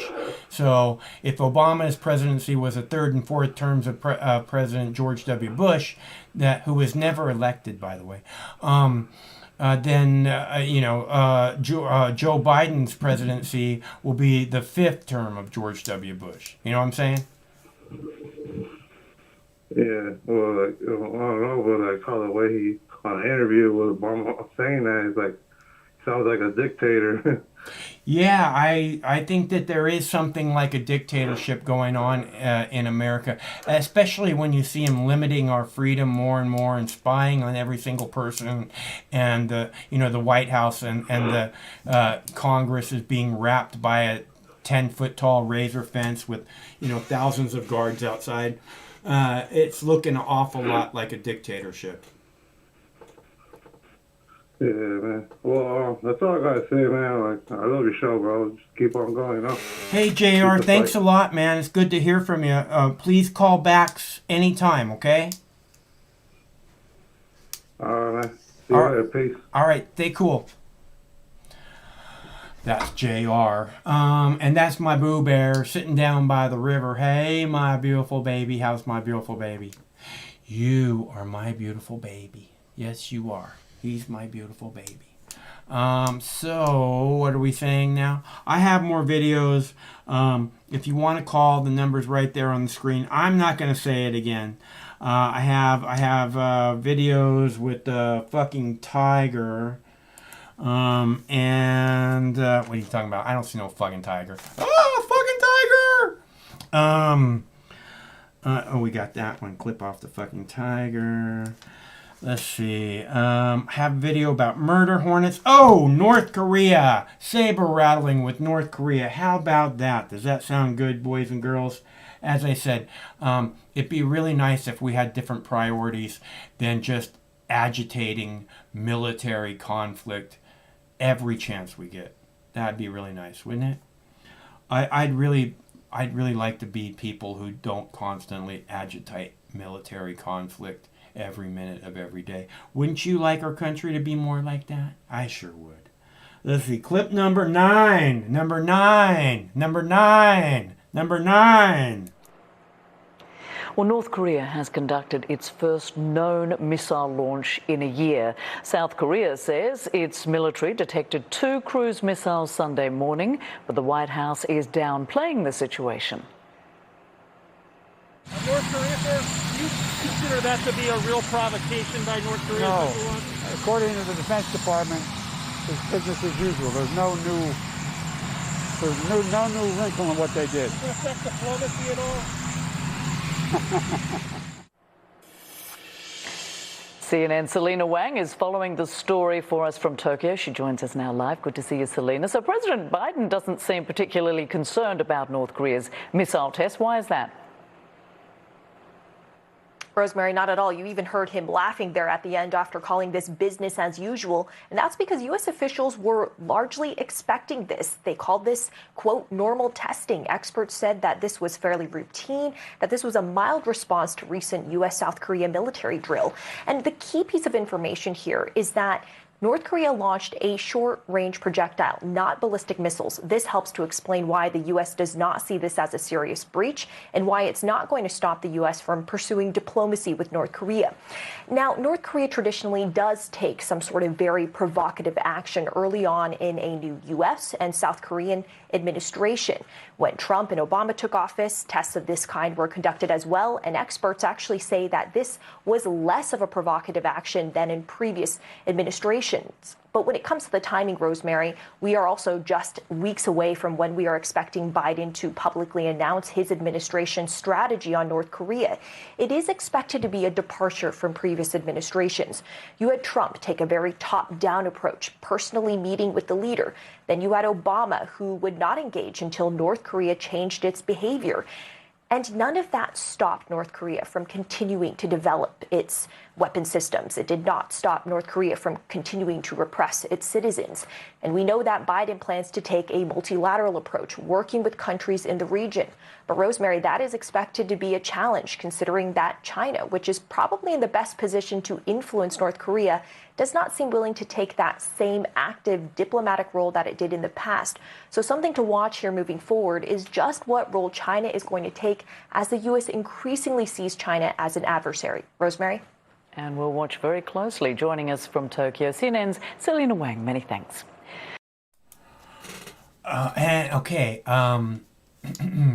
She said just weeks away, Joe Biden is going, President Biden. I really don't like those words coming out of my mouth. Joe Biden's going to announce his policy on North Korea. And conveniently, they just did a missile test. Coincidence? Remember talking about coincidence earlier? There is no such thing as coincidence. Only the appearance of coincidence. That's the way he said in the movie. Again, if you haven't seen V for Vendetta, you should definitely watch it. Even if you have seen it, but not for a while, I would recommend it highly. Because it's exactly what we're experiencing right now. And again, Joe Biden, just weeks away from announcing his policy on North Korea, and they do a missile test, right? Just weeks away from how, so now he has the right to be all blustery about North Korea. Oh, blah, blah, blah, blah, blah, blah, blah. Coincidence? How convenient, isn't it? Isn't it incredibly convenient that they're passing gun control laws in the House of Representatives, and there's a mass shooting, and then there's another mass shooting? Isn't that incredibly convenient for those people who can't wait to pass more gun laws? Right? How amazingly convenient that is for them. Again, we deserve better. We can do better than this. We deserve better than this. You deserve better than this. Your children deserve better than this. Why won't anyone think of the children? That's what they say when they talk about the drug war. That's what they say when they talk about Syria. It's what they say when they talk about, whatever it is that they want your bleeding heart to fucking care about. Why won't anyone think of the children? I'm asking all you parents, why aren't you standing up against this evil piece of shit government who's selling your children's future down the river? Gonna destroy your children's future. Why aren't you standing up against them? Why aren't you screaming out? Why won't anyone think of the children? Okay? Again, healthcare is a national security issue. We have children in this country that get no healthcare, no dentistry, no optometry. Nothing. You know why? Because no one gives a fuck. No one in Congress, not a single person gives a fuck. No one in the White House, Barack Obama, never for 1 second gave a fuck. And George W. Bush and Dick Cheney, they got no idea who the people of this country even are. Because if we could, we'd lock the motherfuckers up forever to make the world a safer place for children. Why won't anyone think of the children? We have to lock these people up. We have to lock up every single member of Congress. We have to lock up everybody who's been the president or the vice president for the last 20 years, 23 years. They have to go to prison because they committed evil acts, crimes against humanity in your name with your tax dollars, which I guarantee is going to bring horrible, horrible pain to your children. And it's really sad that, again, no one's saying, think of the children, because they're destroying your children's future. I'm not talking about the Democrats. I'm not talking about the Republicans. I'm talking about both of them. The fucking Democrats and the fucking Republicans are destroying your children's future while they're calling themselves public servants. They have to go to prison forever in order to make the world a safer place for little children. I'm going to say this 1,000,000 times until they fucking arrest me for sedition, because I'm making you question the authority of the government. Fuck this piece of shit, ever fucking overly intrusive, ever expanding, comply or die police state. Fuck that piece of shit government. You deserve better, I deserve better, and even more than that, your children deserve much better. Why won't anyone think of the children?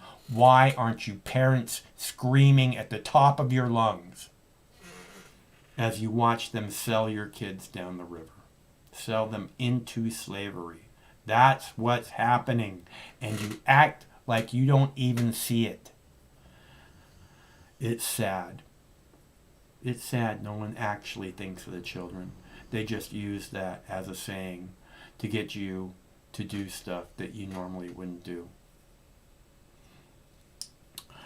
So that being said, I have a video here about aspirin helping COVID, helping protect against COVID. So I haven't seen anybody really talking about this. I mean, we've had the discussion here on the show a little bit about the aspirin and the COVID-19, but here's a new news story about it, and I thought you guys might want to see it.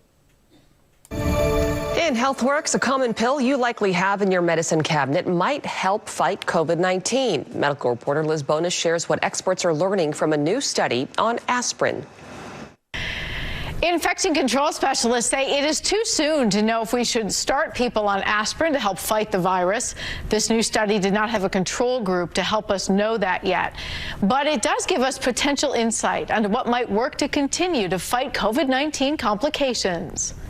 Well, nothing reduces the potential risks of COVID-19 like the vaccine for you and others. So who are you looking forward to seeing most after this? Probably my dad. There may be an additional benefit to those already taking low-dose aspirin for heart problems, according to this pilot study in the journal Anesthesia and Analgesia. That's not surprising because aspirin is a good anticoagulant.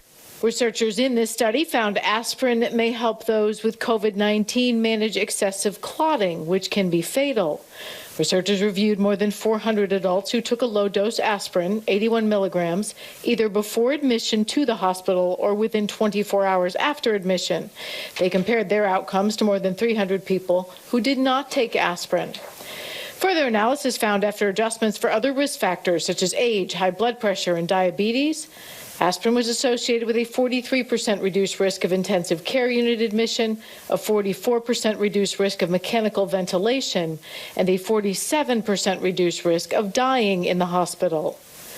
As for whether or not patients who are hospitalized all should be given aspirin, At this point, probably not. We'd like to see a randomized trial to prove that the low-dose aspirin is good for everybody and not just those people who have underlying heart disease. now, if you are on an aspirin routine, don't change the dosing without talking to your healthcare provider, because too much of it can cause bleeding or other complications as well. Those can be really serious. I'm medical reporter Liz Bonus. We'll throw it back to you.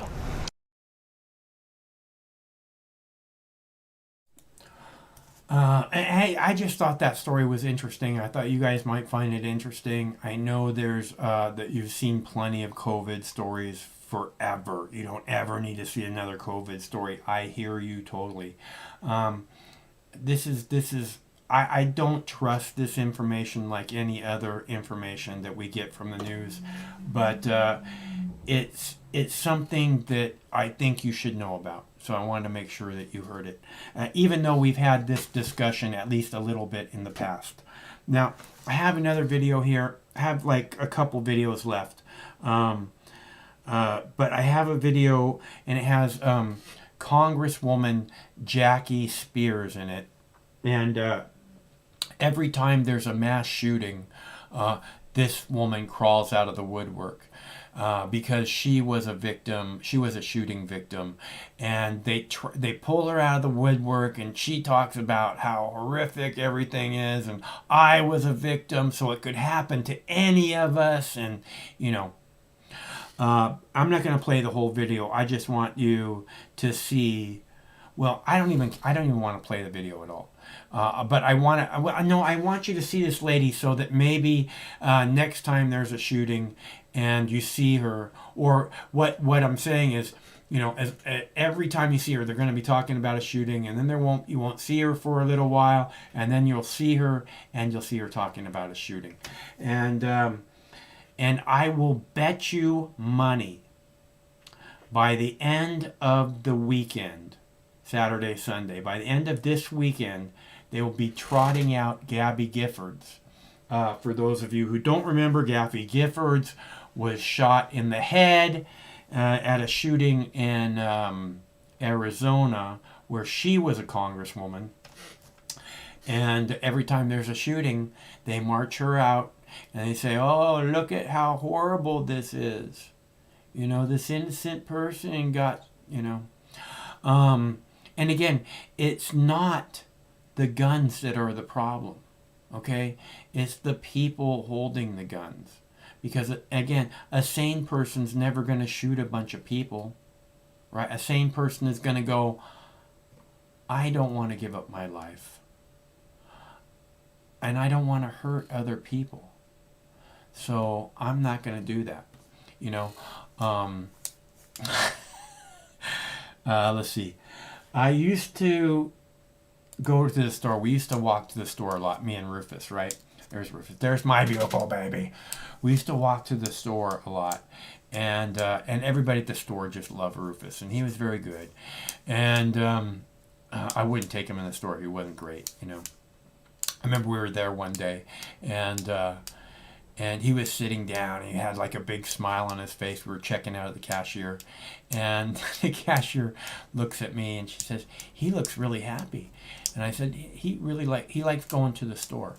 And she goes, he's getting a pinky. And I go, he really likes going to the store. But I forgot where I was going with this. Dang it. I forgot. Maybe I'll remember in a minute. Anyways, going to the store. I lost my train of thought. I'm working on that. I have a video about murder hornets, and I know this is really important to you. Now I'm gonna play the Jackie Spears video so you guys know who she is. So that next time you see her and they trot her out, like I was saying, Gabby Giffords gonna be trotted out by the end of the weekend. So before Monday, I guarantee we'll be seeing Gabby Giffords. I don't know, maybe you guys have already seen her. And I want you to make sure that you know who this woman is, because after what I'm saying is true, because after every shooting they trot her out, and I find it's just getting old, you know. It's just oh, how many times are we going to go through the same bullshit, you know?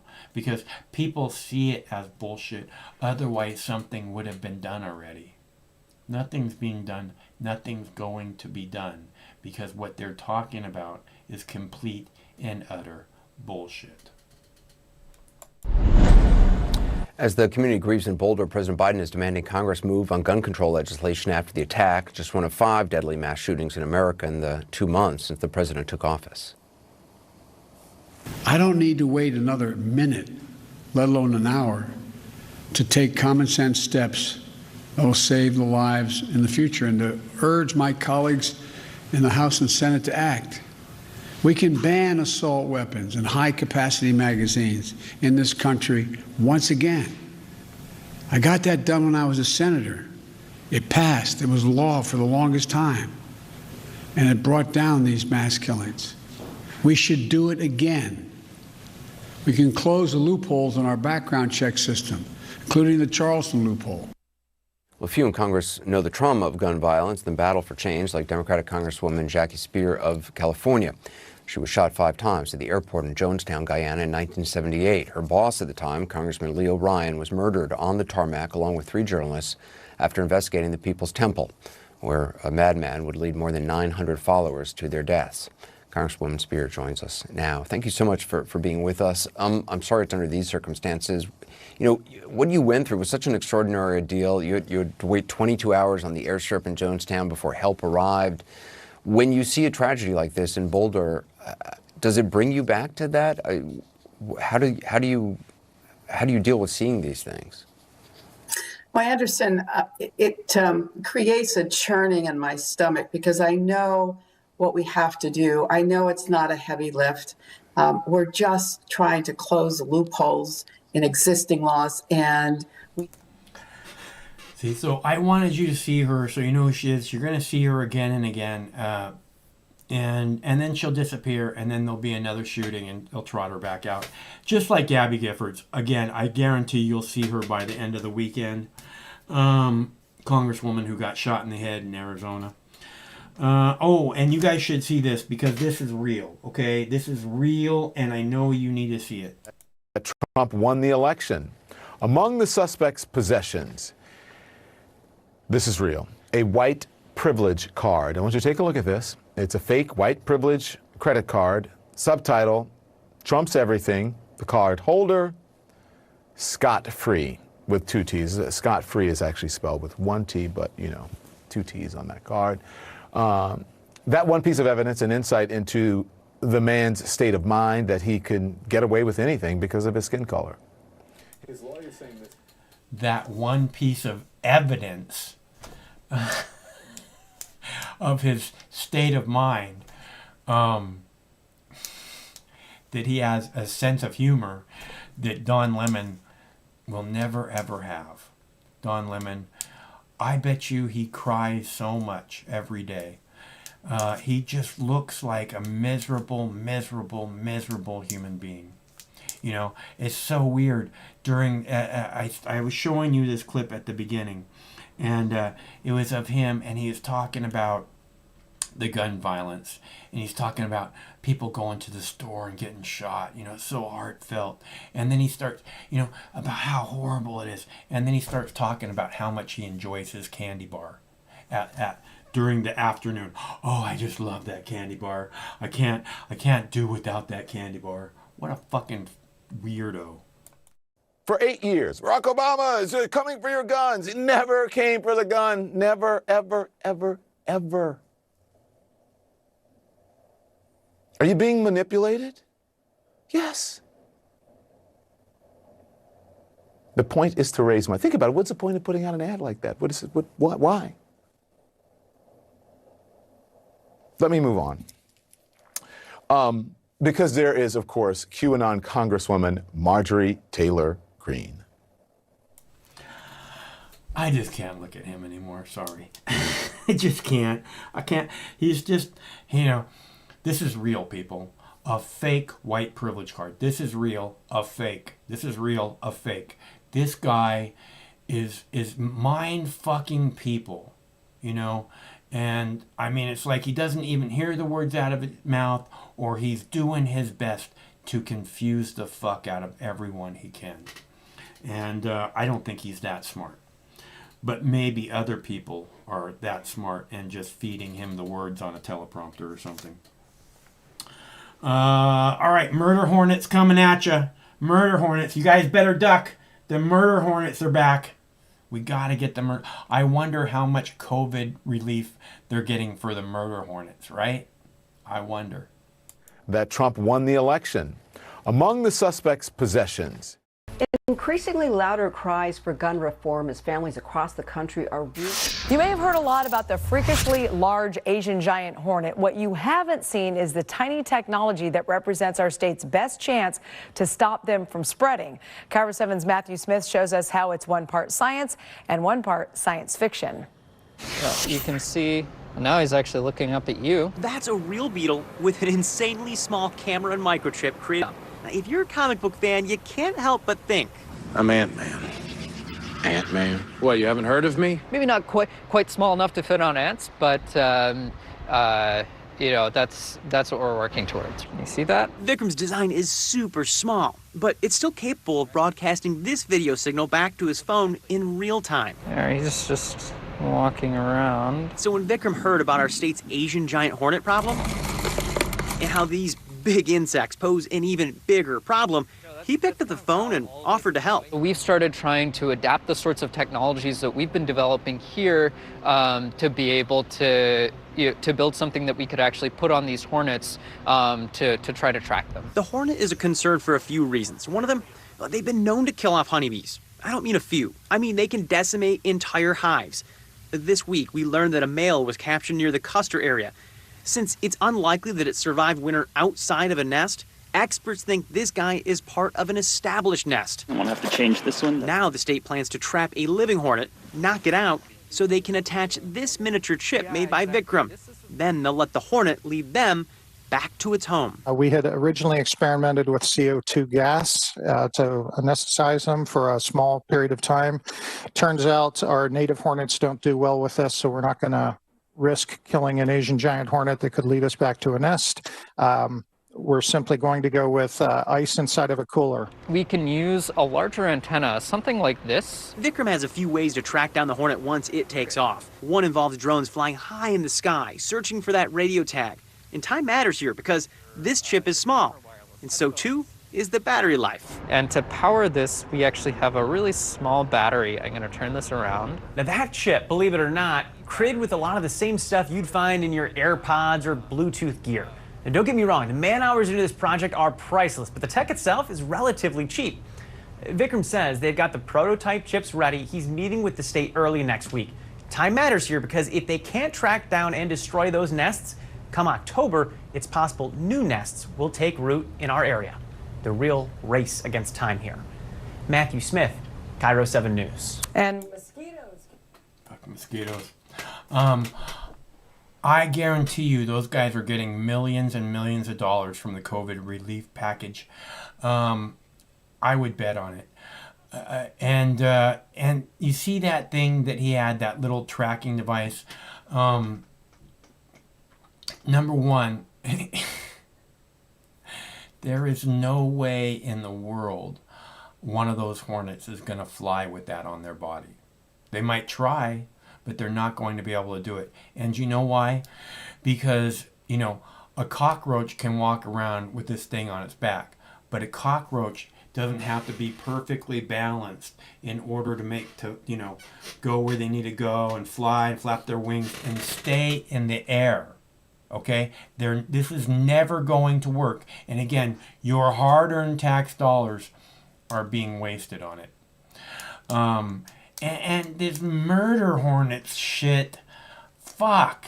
You know, we're not going to call them murder hornets anymore because people are making fun of us calling them murder hornets. So now they're giant Asian hornets. Oh, so here's another reason to hate on the Asians. Is that right? Fuck. These people in the news, the people in the government, they're just fucking us to death. I'm so tired of it. I don't want to be fucked to death. At least not up the ass. That's for sure. The other way, you know, somebody on top of me, that might be fun. But, not up the ass. I don't want to get fucked to death up the ass. And that's what our government's doing. And, again, we deserve better. I am out of videos. And we are not getting any phone callers. So, and I've had enough dabs for the moment. I need to go eat before I have more dabs. Which means we do this every Monday through Friday at 7 p.m. Pacific time. And please remember, it's always better when you are here. So that means we'll be back tomorrow. Same Mox time, same Mox channel. I hope we see you there. And remember, one of these days, this war is going to end. Stay cool till then. Sometimes life can be a little overwhelming. Sometimes the weight of the world can be too much to bear. Sometimes you need to stop worrying and take a deep breath. Sometimes you need cannabis. Introducing Brightside, high-quality cannabis delivered right to your door. Brightside offers an extensive menu of strains and products to meet your needs. Choose the experience you want, and we'll send you the dankest herb, the real sticky icky, some top-shelf marijuana. If you like what we send you, keep the whole jar. We'll even include some nugs for you to blaze. As part of Discovery, you'll get to try new strains and products. Side effects may include euphoria, increased appetite, uncontrollable giggles, elevated sensitivity to musical dopeness, and reduced anxiety. Tetrahydrocannabinol may also induce feelings of existential well-being and relentless optimism. With a Brightside subscription, you can get it once a month, once a week, or whenever you want, all at a price you'll like. And yes, this is a real company. Do you know who I am? You're the wizard. Ask your doctor if cannabis is right for you. It probably is. Keep it Brightside. No matter which mouth you feed on a two-headed snake, it still shits the same turd. But lucky for you, you have Mox News. More than 10 years. More than 60,000 videos. Mox News has been filtering the nonsense and illuminating the bullshit from your mainstream media. Turn off your TV and turn on to Mox News. For over a decade, documenting the socio-political events that have etched and carved the pathways that define today's modern mess, Mox News has been providing clarity while faithfully bringing you today's relevant stories 100% commercial-free and subscription-free. And just like Lady Liberty vows to remain free. But at this time, we're asking you for your help, your patronage, and your support to keep the lights on and the videos rolling. For less than 17 cents per day, you can become a basic subscriber, knowing that your donation is truly making a difference that will help continue bringing the news stories that make a difference in your life. Turn on, tune in, and drop a couple dimes today by clicking the link below or visiting moxnews.com and show your support at any level. From a single one-time donation or dedicated monthly subscriber, do it now in less than 2 minutes. All donations are safe, securely processed, and verified using PayPal, Visa, MasterCard, American Express, or Discover Card. As always, we're sure you'll find something of interest each and every day. This holiday season, give the gift of Mox. moxnews.com.